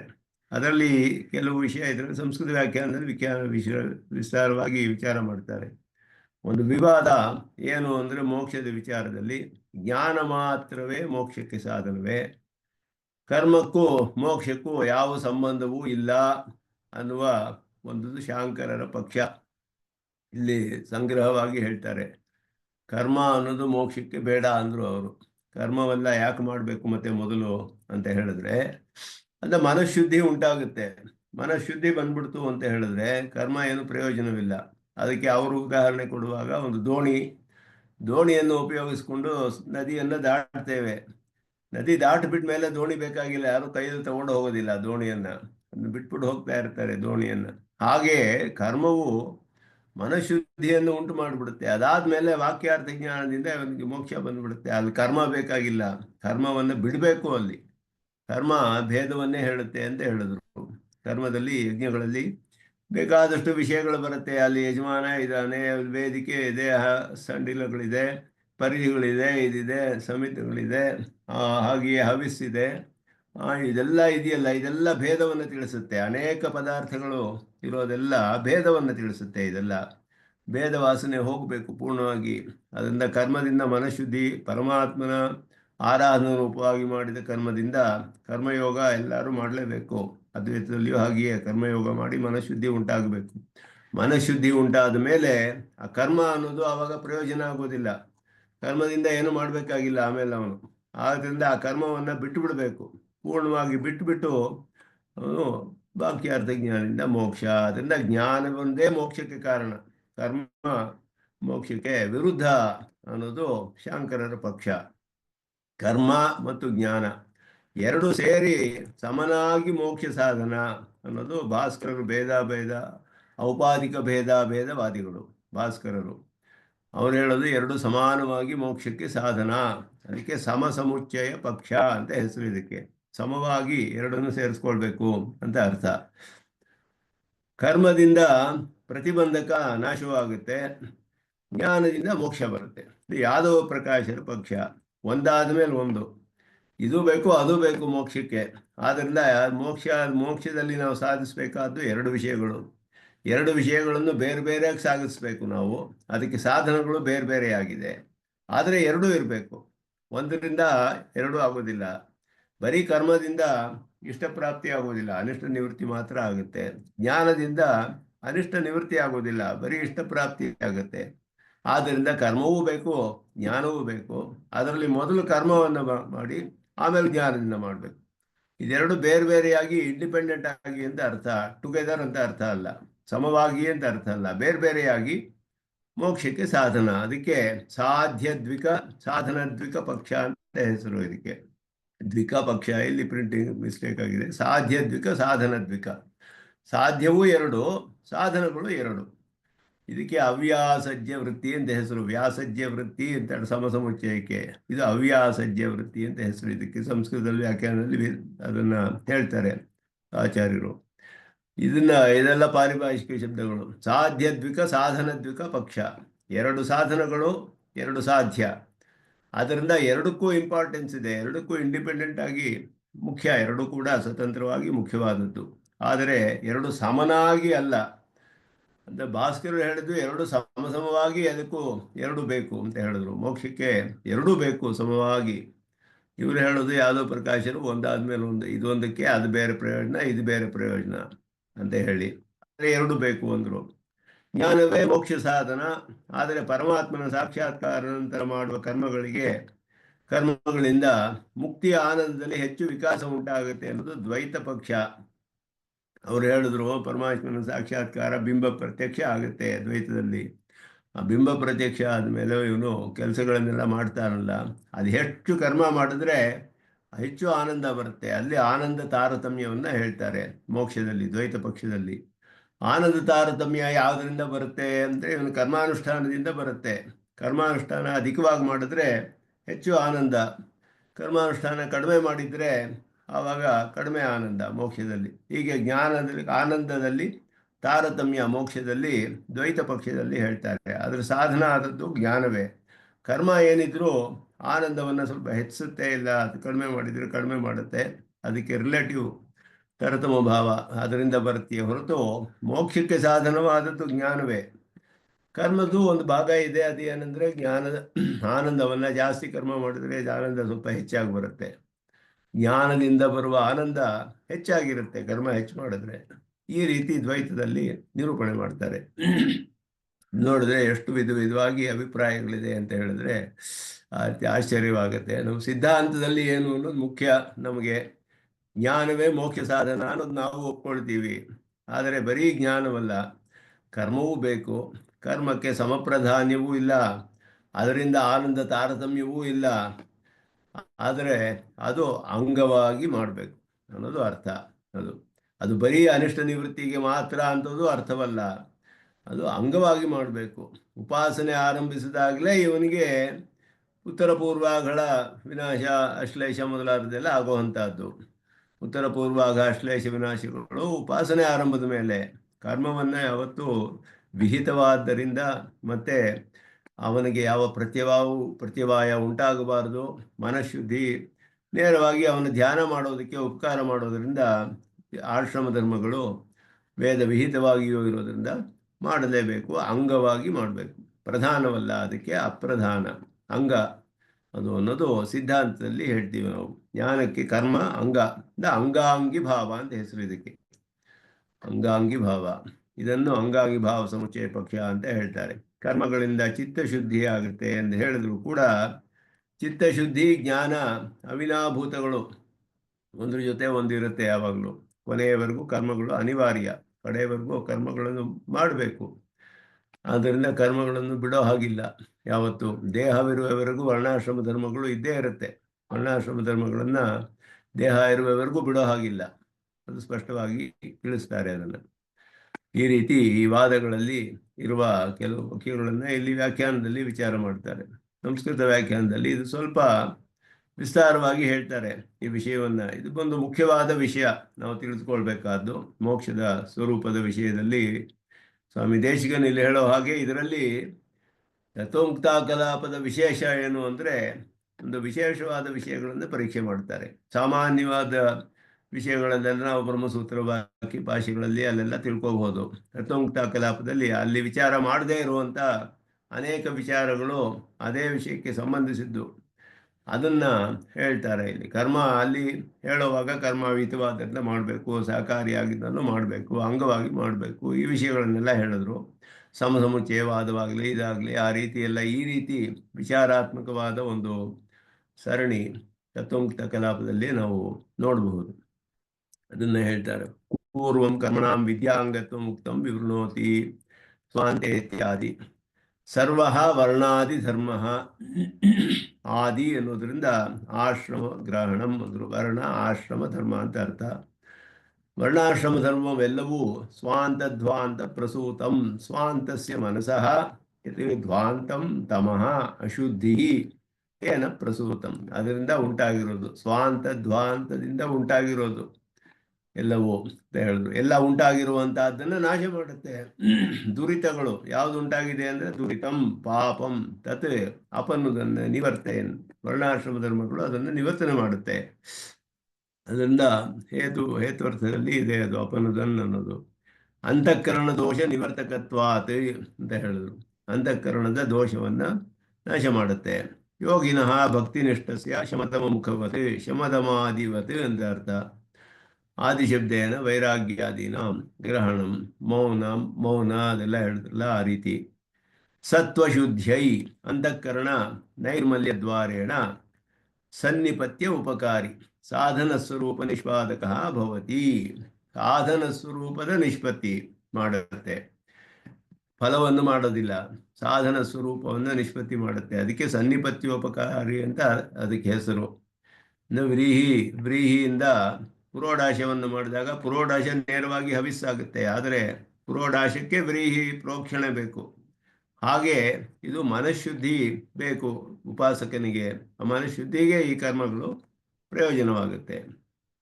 ಆದ್ದರಿಂದ ಅದನ್ನು ಸಾಧನ ಸ್ವರೂಪವನ್ನು ನಿಷ್ಪತ್ತಿ ಮಾಡೋದು ಅಂತ ಹೇಳಿದ್ರು. ಧರ್ಮೈ ವರ್ಣಾಶ್ರಮಾಣಾಂ ತ್ರಯಂ ಇದಂ ಅವದನ್ ಸೇತಿ ಕರ್ತವ್ಯತಾ ಕಾಮಿತಿ ಹಿಂದಿನ ಶ್ಲೋಕದಲ್ಲಿ ಹೇಳಿದ್ರು. ಕರ್ಮಯೋಗ ಜ್ಞಾನಯೋಗ ಭಕ್ತಿಯೋಗಾನಾಂ ತ್ರಯಾಣಮಪಿ ವರ್ಣಾಶ್ರಮ ಧರ್ಮ ಅಂಗತ್ವೇನ ಉಕ್ತ. 31ನೇ ಶ್ಲೋಕದಲ್ಲಿ ಹೇಳಿದ್ರು ಇದನ್ನು. ಧರ್ಮೈ ವರ್ಣಾಶ್ರಮಾಣಾಂ ತ್ರಯಂ ಇದಂ ಅವದನ್ ಸೇತಿ ಕರ್ತವ್ಯತಾ ಕಾಮ್. ಇತಿ ಕರ್ತವ್ಯಕ ಅಂತ ಹೇಳಿದ್ರೆ 3 ಕರ್ಮಯೋಗ ಜ್ಞಾನಯೋಗ ಭಕ್ತಿಯೋಗಗಳಿಗೆ ಇತಿ ಕರ್ತವ್ಯತಾ ಅಂದರೆ ಅಂಗ ಅಂತ ಅರ್ಥ. ಅಂಗವಾಗಿ ವರ್ಣಾಶ್ರಮ ಧರ್ಮಗಳು ಅನ್ನೋದನ್ನು 31ನೆಯ ಶ್ಲೋಕದಲ್ಲಿ ಹೇಳಿದ್ರು. ಅಂಗ ಅಂತ ಹೇಳಿಬಿಟ್ಟು ಸಾಧನೇನ ಫಲ ನಿಷ್ಪತ್ತವು ಉಪಕಾರಕಾರಿ ನೀತಿ ಅಂಗಾನೀತಿ ಉಚ್ಯಂತೆ. ಅಂಗ ಅಂದರೆ ಏನು ಹೇಳಿದ್ರೆ, ಒಂದು ಸಾಧನವನ್ನು ಇಟ್ಟುಕೊಂಡು ಒಂದು ಫಲವನ್ನು ಪಡೆದುಕೊಳ್ತೀವಿ. ಆ ಫಲ ಪಡೆದುಕೊಳ್ಳೋದಕ್ಕೆ ಉಪಕಾರವಾಗುತ್ತೆ, ಉಪಕಾರ ಮಾಡುತ್ತೆ ಇದು. ಅದಕ್ಕೆ ಅಂಗ ಅಂತ ಹೆಸರು. ಅಂಗಗಳು ಅಂತ ಹೇಳೋದು, ಆಕ್ಸೆಸರೀಸ್ ಅಂತ. ಯಥಾ ದರ್ಶಪೂರ್ಣಮಾಸಾದಿ ಯೋಗೇನ ಸ್ವರ್ಗಾದಿಫಲ ನಿಷ್ಪತ್ತವು ಉಪಕಾರಕಾಣಿ ಹೋಮಾದೀನಿ ಅಂಗಾನಿ ಭವಂತಿ. ಹೋಮಗಳೆಲ್ಲ ಅದಕ್ಕೆ ಅಂಗಗಳು. ದರ್ಶಪೂರ್ಣಮಾಸ ಯಾಗ ಮಾಡುವಾಗ ಅದಕ್ಕೆ ಒಂದೊಂದಕ್ಕೂ ದರ್ಶಮಾಸಕ್ಕೆ 3 ಅಂಗಗಳು ಹೇಳಿದೆ, 3 ಹೋಮಗಳು. ಪೂರ್ಣಮಾಸಕ್ಕೆ 3 ಹೋಮಗಳು ಹೇಳಿದೆ, ಆಗ್ನೇಯ ಮೊದಲಾದದ್ದು. ಈ 6 ಹೋಮಗಳು ಸೇರಿ ದರ್ಶಪೂರ್ಣಮಾಸ ಅನ್ನೋದು ಒಂದು ಹೋಮ. ಅದಕ್ಕೆ ಆ ಒಂದು ಯಾಗ ದರ್ಶಪೂರ್ಣಮಾಸ ಯಾಗದಿಂದ ಒಂದು ಫಲ ಬರುತ್ತೆ. ಅದಕ್ಕೆ ಆ ಫಲಕ್ಕೆ ಈ 6 ಹೋಮಗಳು ಮಾಡಬೇಕು. ದರ್ಶದಲ್ಲಿ ಅಂದರೆ ಅಮಾವಾಸ್ಯೆಯಲ್ಲಿ 3 ಹೋಮಗಳು, ಪೂರ್ಣಮಾಸದಲ್ಲಿ ಪೌರ್ಣಮಿ 3 ಹೋಮಗಳು. ಇದೆಲ್ಲ ಮಾಡಿದ್ರೆ ದರ್ಶ ಪೂರ್ಣಮಾಸ ಆಗುತ್ತೆ. 6 ಅಂಗಗಳು ಅದಕ್ಕೆ ಹೇಳಲ್ಪಟ್ಟಿದೆ. 6 ಸೇರಿ ಒಂದನ್ನು 6 ಸೇರಿ 2 ಉಂಟು ಮಾಡಿ 2 ಸೇರಿ 1 ಉಂಟು ಮಾಡುತ್ತೆ. ಇದನ್ನು ಭಾಷ್ಯಕಾರರು ಉಪಯೋಗಿಸ್ತಾರೆ. ಹೇಗೆ ಅಂದರೆ, ಚಿರಚಿತ್ ವಿಶಿಷ್ಟನಾದ ಪರಮಾತ್ಮ ಒಬ್ಬನೇ ಅಂತ ಹೇಗೆ ಹೇಳ್ತೀರಾ ಅನ್ನೋದಕ್ಕೆ ಈ ಉದಾಹರಣೆ ಕೊಡ್ತಾರೆ ಜಿಜ್ಞಾಸಾಧಿಕರಣದಲ್ಲಿ, ದರ್ಶಪೂರ್ಣಮಾಸದ್ದು. ಹಾಗೆ ಈ ಹೋಮಗಳೆಲ್ಲ ಅಂಗ ಆಯಿತು ದರ್ಶಪೂರ್ಣಮಾಸಕ್ಕೆ. ಅದರಲ್ಲಿ 2 ವಿಧವಾದ ಅಂಗಗಳಿದೆ. ಒಂದು ಸನ್ನಿಪತ್ಯ ಉಪಕಾರಕಾಣಿ, ಇನ್ನೊಂದು ಆರಾಧುಪಕಾರಕಾಣಿ ಅನ್ನೋದು. ಇದೆರಡು ಪಾರಿಭಾಷಿಕ ಶಬ್ದಗಳು ಪೂರ್ವಮೀಮಾಂಸೆಯಲ್ಲಿ ಹೇಳೋದು. ವ್ರೀಹೀನ್ ಪ್ರೋಕ್ಷತಿ ಇತ್ಯಾದಿ ಸನ್ನಿಪತ್ಯ ಉಪಕಾರಕಾಣಿ. ಸನ್ನಿಪತ್ಯ, ಸಮ್ಯಕ್ ನಿಪತ್ಯ, ನಿಪಾತ ಅಂದರೆ ಬೀಳೋದು ಅಂತ ಅರ್ಥ, ಅಲ್ಲಿ ಇರುತ್ತೆ ಅಂತ ಹೇಳಿಬಿಟ್ಟು. ಸಾಧನ ಸ್ವರೂಪಂ ಸಾಧಯಿತ್ವ ಉಪಕಾರಕಾಣಿ ಇತ್ಯರ್ಥ. ಸಾಧನ ಅಂದರೆ ಇನ್ಸ್ಟ್ರೂಮೆಂಟ್ಸ್, ಮೀನ್ಸ್ ಅಂತ ಅರ್ಥ. ಅದನ್ನು ಸಾಧಿಸುತ್ತೆ ಇದು, ಆದ್ದರಿಂದ ಇದು ಉಪಕಾರಕ ಅದಕ್ಕೆ. ದರ್ಶಪೂರ್ಣಮಾಸ ಹೋಮ ದ್ರವ್ಯಾಣಿ ಪುರೋಡಾಶಾಹ ಉಚ್ಯಂತೆ. ಹೋಮಕ್ಕೆ ನೇರವಾಗಿ ದ್ರವ್ಯ ಯಾವುದು ಅಂದರೆ ಪುರೋಡಾಶ. ಆ ಹೋಮದ ಮಂತ್ರಗಳನ್ನು ಹೇಳಿಕೊಂಡು ಹವಿಸಮರ್ಪಣೆ ಮಾಡುವಾಗ ಪುರೋಡಾಶ ನೇರವಾಗಿ ದ್ರವ್ಯ. ಆ ಪುರೋಡಾಶಕ್ಕೆ ಬೇಕಾದ ದ್ರವ್ಯ ವ್ರೀಹಿ, ಅದಕ್ಕೆ ಬೇಕಾದ ಸಂಸ್ಕಾರ ಪ್ರೋಕ್ಷಣೆ. ಹೀಗೆ ಇದು ಸ್ವಲ್ಪ ದೂರದಲ್ಲಿದೆ, ಅದು ಸನ್ನಿಪತ್ಯೋಪಕಾರಕ ಅಂತ ಹೇಳೋದು. ಆರಾಧುಪಕಾರಕ ಹತ್ತಿರದಲ್ಲಿದೆ ಅಂತ ಅರ್ಥ. ತಾದೃಶ ಹೋಮ ದ್ರವ್ಯ ನಿಷ್ಪಾದಕ ವ್ರೀಹಯ ಅಂತ ಹೋಮವನ್ನು ಉಂಟು ಮಾಡುತ್ತೆ ವ್ರೀಹಿಗಳು. ತತ್ ಸಂಸ್ಕಾರಕತ್ವಾತ್ ಪ್ರೋಕ್ಷಣಸ್ಯ ವ್ರೀಹಿ ಸಂಸ್ಕಾರ ದ್ವಾರ ಪುರೋಡಾಶ ನಿಷ್ಪಾದಕಂ ಭೂತ್ವ ಪ್ರೋಕ್ಷಣಂ ಹೋಮಸ್ವರೂಪಂ ನಿಷ್ಪಾದಯತಿ. ನಾವು ಅದು ಪರಂಪರೆಯ ಸಹಾಯ ಮಾಡುತ್ತೆ. ಇದು ಪುರೋಡಾಶವನ್ನು ವ್ರೀಹಿಯ ಸಂಸ್ಕಾರದ ಮೂಲಕ ಪುರೋಡಾಶವನ್ನು ಉಂಟು ಮಾಡಿ ಅದರ ಮೂಲಕ ಇದು ಹೋಮವನ್ನು ಉಂಟು ಮಾಡೋದ್ರಿಂದ ವ್ರೀಹಿ ಸಂಸ್ಕಾರಕ್ಕೆ ಮಾಡುವ ಪ್ರೋಕ್ಷಣ ಹೋಮಕ್ಕೂ ಕೂಡ ಪರಂಪರೆಯ ಉಪಕಾರಕವಾಯಿತದು. ತಥಾಚ ಕರ್ಮಾಂಗ ಆಶ್ರಿತಾನಿ ಸನ್ನಿಪತ್ಯ ಉಪಕಾರಕಾನಿ. ಕರ್ಮದ ಅಂಗವಾದ ಒಂದು ಹೋಮವನ್ನು, ಅದರಲ್ಲಿ ಬೇಕಾದಂತಹ ಒಂದು ಅಂಗ, ಅದು ಯಾವುದು ಅಂದರೆ ಪ್ರೋಕ್ಷಣ ಅಂತ ಹೇಳೋದು. ದ್ರವ್ಯಾದಿ ಅನುದಿಶ್ಯ ವಿಧೀಯಮಾನಾನಿ ಅಂಗಿ ಆಶ್ರಿತಾನಿ ಆರಾಧ್ ಉಪಕಾರಕಾಣಿ. ಅಂಗಿಯನ್ನೇ ನೇರವಾಗಿ ಆಶ್ರಯಿಸಿದೆ, ಒಂದು ಅಂಗವನ್ನು ಆಶ್ರಯಿಸಿದೆ. ಅಂದರೆ ಅಂಗಕ್ಕೆ ಅಂಗ, ಒಂದು ಅಂಗಿಯಾದ ಹೋಮಕ್ಕೆ ಅಂಗವಾದದ್ದು ಪುರೋಡಾಶ, ಆ ಪುರೋಡಾಶಕ್ಕೆ ಅಂಗವಾದದ್ದು ವ್ರೀಹಿ ಪ್ರೋಕ್ಷಣ. ಹೀಗೆ ಎರಡು ವಿಧವಾದ ಅಂಗ ಉಪಕಾರಕಗಳು ಇದೆ ಯಾಗಗಳಲ್ಲಿ. ಆ ರೀತಿ ಇಲ್ಲಿಯೂ ಆ ಉದಾಹರಣೆಯನ್ನು ಕೊಡ್ತಾರೆ. ಇದು ಶಾಸ್ತ್ರೀಯವಾದ ರೀತಿಯಲ್ಲಿ ಎಲ್ಲರಿಗೂ ಸುಲಭವಾಗಿ ತಿಳಿಯುತ್ತೆ ಅಂತ ಹೇಳಿಬಿಟ್ಟು ಹೇಗೆ ಶಾಸ್ತ್ರೀಯವಾಗಿ ನಿರೂಪಣೆ ಮಾಡಬೇಕು ಎಲ್ಲವನ್ನು. ಸುಮ್ಮನೆ ನಾವು ಹೇಳಿದ್ರೆ ಎಲ್ಲರೂ ಒಪ್ಕೊಳ್ಳೋದಿಲ್ಲ. ಆದ್ದರಿಂದ ಶಾಸ್ತ್ರಗಳಲ್ಲಿ ಪೂರ್ವಮೀಮಾಂಸೆಯ ನ್ಯಾಯಗಳನ್ನು ಹೇಳಿಬಿಟ್ರೆ ಯಾರೂ ಅದನ್ನು ತಳ್ಳಿ ಹಾಕೋಕ್ಕಾಗೋದಿಲ್ಲ. ಅದು ಎಲ್ಲರೂ ಒಪ್ಕೊಳ್ತಾರೆ, ಎಲ್ಲ ದಾರ್ಶನಿಕರು ಒಪ್ಕೊಳ್ಳೋ ಅಂಥದ್ದು. ಜೈಮಿನಿಗಳು ಸಾಧನೆ ಮಾಡಿರೋದು, ಸ್ಥಾಪಿಸಿರುವಂಥದ್ದು. ಆರಾತ್ ದೂರ ಸಮೀಪಯೋ ಇತಿ ಕೋಶ ಅದರಲ್ಲಿ ಹೇಳ್ತಾರೆ. ಹತ್ರ ಸಾಮೀಪ್ಯ ವಾಚಿ, ಇದು ಸಾಮೀಪ್ಯವನ್ನು ತಿಳಿಸುತ್ತೆ ಇಲ್ಲಿ ಆರಾತ್ ಅನ್ನೋದು. ಸಾಕ್ಷಾತ್ ಯೋಗೇನ ಪರಮ ಅಪೂರ್ವೋತ್ಪತ್ತವು ಉಪಕಾರಕಾಣಿ ಆರಾಧ ಉಪಕಾರಕಾಣಿ. ಇದು ಪೂರ್ವಮೀಮಾಂಸಕರು ಹೇಳೋದು. ಪರಮಾಪೂರ್ವ ಅನ್ನೋದು ಅದು ಹೋಮದಿಂದ ಅಪೂರ್ವ ಅಂತ ಒಂದು ಉಂಟಾಗುತ್ತೆ. ಅದೃಷ್ಟ ಅಂತಲೂ ಹೇಳ್ತಾರೆ, ಅದಕ್ಕೆ ಅಪೂರ್ವ ಅನ್ನೋದು ಉಂಟಾಗುತ್ತೆ. ಹೋಮ ಏನಿದ್ರು ಕರ್ಮ ಅದು ಮುಗಿದು ಹೋಗುತ್ತೆ, ಸ್ವಲ್ಪ ಹೊತ್ತು ಮಾಡಿದ್ರೆ ಮುಗಿದು ಹೋಗುತ್ತೆ ಹೋಮ. ಆ ಹೋಮದಿಂದ ಬರೋ ಸ್ವರ್ಗ ಫಲ ಮುಗಿದು ಹೋದಂತಹ ಕರ್ಮ ಹೇಗೆ ಉಂಟು ಮಾಡುತ್ತೆ, ಯಾವತ್ತೋ ಬರುತ್ತೆ ಅವನಿಗೆ, ಮುಂದಿನ ಜನ್ಮದಲ್ಲಿ ಬರುತ್ತೆ ಆ ಸ್ವರ್ಗ ಫಲ. ಇವಾಗ ಮಾಡಿ ಒಂದು ದಿನ ಮಾಡೋ ಹೋಮ ಮುಂದಿನ ಜನ್ಮದಲ್ಲಿ ಸ್ವರ್ಗವನ್ನು ಹೇಗೆ ಕೊಡುತ್ತೆ? ಹೋಮ ಎಲ್ಲ ಮುಗಿದೋಗುತ್ತಲ್ಲ ಇವತ್ತೇ ಅಂತ ಹೇಳಿದ್ರೆ ಆ ಹೋಮದಿಂದ ಅಪೂರ್ವ ಅಂತ ಒಂದು ಉತ್ಪತ್ತಿ ಆಗುತ್ತೆ. ಅಪೂರ್ವ ಅಷ್ಟು ಕಾಲ ಇದ್ದು ಇವನೊಡನೆ ಸಂಬಂಧಿಸಿದ್ದು ಇವನಲ್ಲಿಯೇ ಇರುತ್ತೆ. ಅವನಿಗೆ ಸಂಬಂಧಿಸಿದ್ದು ಇವನಿಗೆ ಆ ಫಲವನ್ನು ಯಾವಾಗ ಸಮಯ ಬರುತ್ತೋ ಆ ಸಮಯದಲ್ಲಿ ಕೊಟ್ಟುಬಿಟ್ಟು ಕೊಡುತ್ತೆ. ಆದ್ದರಿಂದ ಅಪೂರ್ವವೇ ಅದಕ್ಕೆ ಸ್ವರ್ಗಕ್ಕೆ ಕಾರಣ. ಈ ಅಪೂರ್ವಗಳಲ್ಲಿ ಅನೇಕ ಸಬ್ ಡಿವಿಷನ್ಸ್ ಇದೆ. ಪರಮಾಪೂರ್ವ ಅಂತ ಹೇಳಿ ಅಂಗಾಪೂರ್ವ ಮೊದಲಾದದೆಲ್ಲ ಇದೆ. ಆದ್ದರಿಂದ ಹೋಮದಿಂದ ಬರೋದು ಒಂದು ಅಪೂರ್ವ, ಮುಖ್ಯವಾದ ಅಪೂರ್ವ. ಎಂಟೈರ್ ಹೋಮಕ್ಕೆ, ಪರಿಪೂರ್ಣವಾದ ಹೋಮಕ್ಕೆ ಫಲ ಪರಮ ಅಪೂರ್ವ ಅಂತ ಹೆಸರು. ಆ ಪರಮ ಅಪೂರ್ವ ಉಂಟಾಗಬೇಕಾದ್ರೆ ಪುರೋಡಾಶ ಇರಬೇಕು. ಪುರೋಡಾಶದಿಂದ ಅದಕ್ಕೆ ಒಂದು ಸಹಾಯ. ಪುರೋಡಾಶಕ್ಕೆ ಬೇಕಾದ ವ್ರೀಹಿಗೆ ಪ್ರೋಕ್ಷಣೆ ಮಾಡೋದು ಅಂಗ, ಅದು ಉಪಪೂರ್ವ ಅಂತ ಹೇಳಿಲ್ಲ, ಅಂದರೆ ಅದು ಅಪ್ರಧಾನ ಅಪೂರ್ವ. ಅದೆಲ್ಲ ಈ ರೀತಿ ಅಪೂರ್ವಗಳಲ್ಲಿ ಬೇರೆ ಬೇರೆ ಅಂಗಾಪೂರ್ವ ಅಂತಲೂ ಹೇಳ್ತಾರೆ. ಈ ರೀತಿ ಅಪೂರ್ವಗಳಲ್ಲಿ ಒಂದೊಂದು ಕೂಡ ಒಂದೊಂದು ಹೋಮಕ್ಕೆ ಉಪಯೋಗವಾಗುತ್ತೆ. ಎಲ್ಲ ಕಡೆಯಲ್ಲಿ ಉದ್ದೇಶ ಏನಂದರೆ ಇದೆಲ್ಲವೂ ಆ ಪರಮ ಅಪೂರ್ವವನ್ನು ಉಂಟು ಮಾಡಬೇಕು. ಹೋಮ ಮಾಡಿದಾಗ ಅದೆಲ್ಲ ಫಲ ಬರುತ್ತೆ ಯಜಮಾನನಿಗೆ. ಆ ರೀತಿ ಅವರು ನಿರೂಪಣೆ ಮಾಡ್ತಾರೆ. ಹೋಮಗಳಲ್ಲಿ ಯಾಗಗಳಲ್ಲೆಲ್ಲ ಹೇಗೆ ಫಲ ಬರುತ್ತೆ ಅನ್ನೋದೆಲ್ಲ ಪೂರ್ವಮೀಮಾಂಸೆಯಲ್ಲಿ ಹೇಳೋದು. ನೇರವಾಗಿ ಅದಕ್ಕೆ ಉಪಕಾರವಾದದ್ದು ಆರಾಧುಪಕಾರಕ ಅನ್ನುವಂಥ ಶಬ್ದವನ್ನು ಉಪಯೋಗಿಸ್ತಾರೆ. ಅದು ಪ್ರಯಾಜಗಳು ಪಂಚಪ್ರಯಾಜಗಳು ಹೇಳಲ್ಪಟ್ಟಿದೆ. ಅದರಲ್ಲಿ ಸಮಿದೋಯಜತಿ ವಸಂತಮೇ ವರ್ತೂನ ಅಂತ ಹೇಳಿ ಸಮಿತ್ಯಾಗ ಮೊದಲಾದದ್ದು, ಇಟ್ ಸಮಿತ್ ಇಟ್ ಇಡೋಯಜತಿ ಮೊದಲಾದದ್ದೆಲ್ಲ ಹೇಳಿದೆ. ಅದೆಲ್ಲ ಅಂಗಗಳು. ನೇರವಾಗಿ ಆರಾಧುಪಕಾರಕಾಣಿ ಅಂತ ಹೆಸರು ಅದಕ್ಕೆ. ಇದನ್ನ ಇಟ್ಟುಕೊಂಡು ಒಂದು ದೃಷ್ಟಾಂತವನ್ನು ಕೊಟ್ಟು ಪೂರ್ವಮೀಮಾಂಸಾ ನ್ಯಾಯವನ್ನು ಹೇಳಿ ಇಲ್ಲಿ ಹೇಳ್ತಾರೆ. ಏತಾನಿ ನ ದ್ರವ್ಯ ಸಂಸ್ಕಾರಾದಿದ್ವಾರ ಉಪಕಾರಕಾಣಿ ಕಿಂತು ಯಾಗೇನ ಸ್ವರ್ಗಹೇತುಭೂತ ಪರಮ ಅಪೂರ್ವೋತ್ಪತ್ತವು ಅವಾಂತರ ಅಪೂರ್ವೋತ್ಪಾದನ ದ್ವಾರ ಉಪಕಾರಕಾಣಿ. ಅದರಿಂದ ಇದೆಲ್ಲ ಅವಾಂತರ ಅಪೂರ್ವ ಪರಮ ಅಪೂರ್ವ ಮೊದಲದೆಲ್ಲ ಹೇಳ್ತಾರೆ. ಕದಾಚ ಸನ್ನಿಪತ್ಯ ಉಪಕಾರಕಂ ಸಾಧನ ಸ್ವರೂಪ ನಿಷ್ಪಾದಕಂ. ಇದನ್ನು ಮೊದಲು ವಿವರಿಸ್ತಾರೆ ಇಲ್ಲಿ.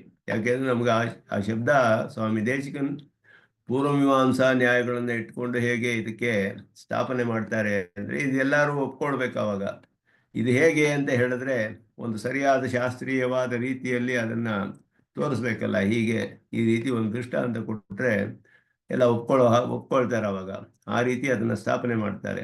ಯಾರು ತಳ್ಳಿ ಹಾಕಕ್ಕಾಗೋದಿಲ್ಲ ಅದನ್ನ. ಆರಾಧೋಪಕಾರ ಅದನ್ನು ವಿವರಿಸ್ತಾ ಇದ್ದಾರೆ ಇಲ್ಲಿ. ಅದೇ ರೀತಿಯಲ್ಲಿ ಇವಾಗ ಪ್ರಕೃತವಾದದ್ದನ್ನು ಹೇಳಿದ್ರು. ವರ್ಣಾಶ್ರಮಾದಿ ಧರ್ಮ ಭಕ್ತಿಯೋಗ ರೂಪ ಸಾಧನ ನಿಷ್ಪತ್ತವು ಉಪಕಾರಕ ಇತಿ ಸನ್ನಿಪತ್ಯ ಉಪಕಾರಿ ಭವತಿ. ಭಕ್ತಿಯೋಗ ಮೋಕ್ಷವನ್ನು ಕೊಡುತ್ತೆ, ಭಕ್ತಿಯೋಗಕ್ಕೆ ವರ್ಣಾಶ್ರಮ ಧರ್ಮ ಉಪಯೋಗ ಮಾಡುತ್ತೆ. ಆದ್ದರಿಂದ ಇಲ್ಲಿ ಇದು ವರ್ಣಾಶ್ರಮ ಧರ್ಮ ಸನ್ನಿಪತ್ಯ ಉಪಕಾರ ಆಯಿತು. ಪರಂಪರೆಯ ವರ್ಣಾಶ್ರಮ ಧರ್ಮಗಳು ಭಕ್ತಿಯೋಗಕ್ಕೆ ಅಂಗ, ಭಕ್ತಿಯೋಗ ಮೋಕ್ಷಕ್ಕೆ ಸಾಧನ. ಸಾಧನಕ್ಕೆ ಸಹಾಯ ಮಾಡುವಂಥದ್ದು. ಭಕ್ತಿಯೋಗ ನೇರವಾಗಿ ಫಲಕ್ಕೆ ಸಹಾಯ ಮಾಡುತ್ತೆ. ಆದ್ದರಿಂದ ಅದು ಆರಾಧುಪಕಾರಕ, ಇದು ಸನ್ನಿಪತ್ಯ ಉಪಕಾರಕ. ಆ ದೃಷ್ಟಾಂತವನ್ನು ಕೊಟ್ಟು ಹೇಳ್ತಿದ್ದಾರೆ. ಈ ರೀತಿ ನಾವು ಅರ್ಥ ಮಾಡ್ಕೊಳ್ಬೇಕು. ವರ್ಣಾಶ್ರಮ ಧರ್ಮದ ಸ್ಥಾನವೇನು ಅಂತ ಹೇಳಿದ್ರೆ, ಮೋಕ್ಷ ಉಪಾಯದಲ್ಲಿ ವರ್ಣಾಶ್ರಮ ಧರ್ಮಗಳ ಸ್ಥಾನವೇನು ಅಂತ ಹೇಳಿದ್ರೆ ಈ ರೀತಿ ಅರ್ಥ ಮಾಡ್ಕೊಳ್ಬೇಕು ಅಂತ ಹೇಳ್ತಾ ಇದ್ದಾರೆ. ಅದರಿಂದ ತೇನ ಚ ವರ್ಣಾಶ್ರಮ ರಹಿತಸ್ಯ ಭಕ್ತಿಯೋಗಸ್ಯ ಸಾಧನತ್ವಮೇವ ನಾಸ್ತಿ. ಹೇಗೆ ಒಂದು ವ್ರೀಹಿಯನ್ನು ಪ್ರೋಕ್ಷಣೆ ಮಾಡದೆ ಹೋದರೆ ಅದು ಫಲ ಬರೋದಿಲ್ಲ ಹೋಮಕ್ಕೆ, ಆ ರೀತಿ ವರ್ಣಾಶ್ರಮ ಧರ್ಮವಿಲ್ಲದೆ ಹೋದರೆ ಭಕ್ತಿಯೋಗಕ್ಕೆ ಸಾಧನತ್ವವೇ ಇರೋದಿಲ್ಲ, ಮೋಕ್ಷಕ್ಕೆ ಸಾಧಿಸೋದಿಲ್ಲ. ಆವಾಗ ಅಂಗವಿಕಲವಾಗಿಬಿಡುತ್ತೆ ಅದು.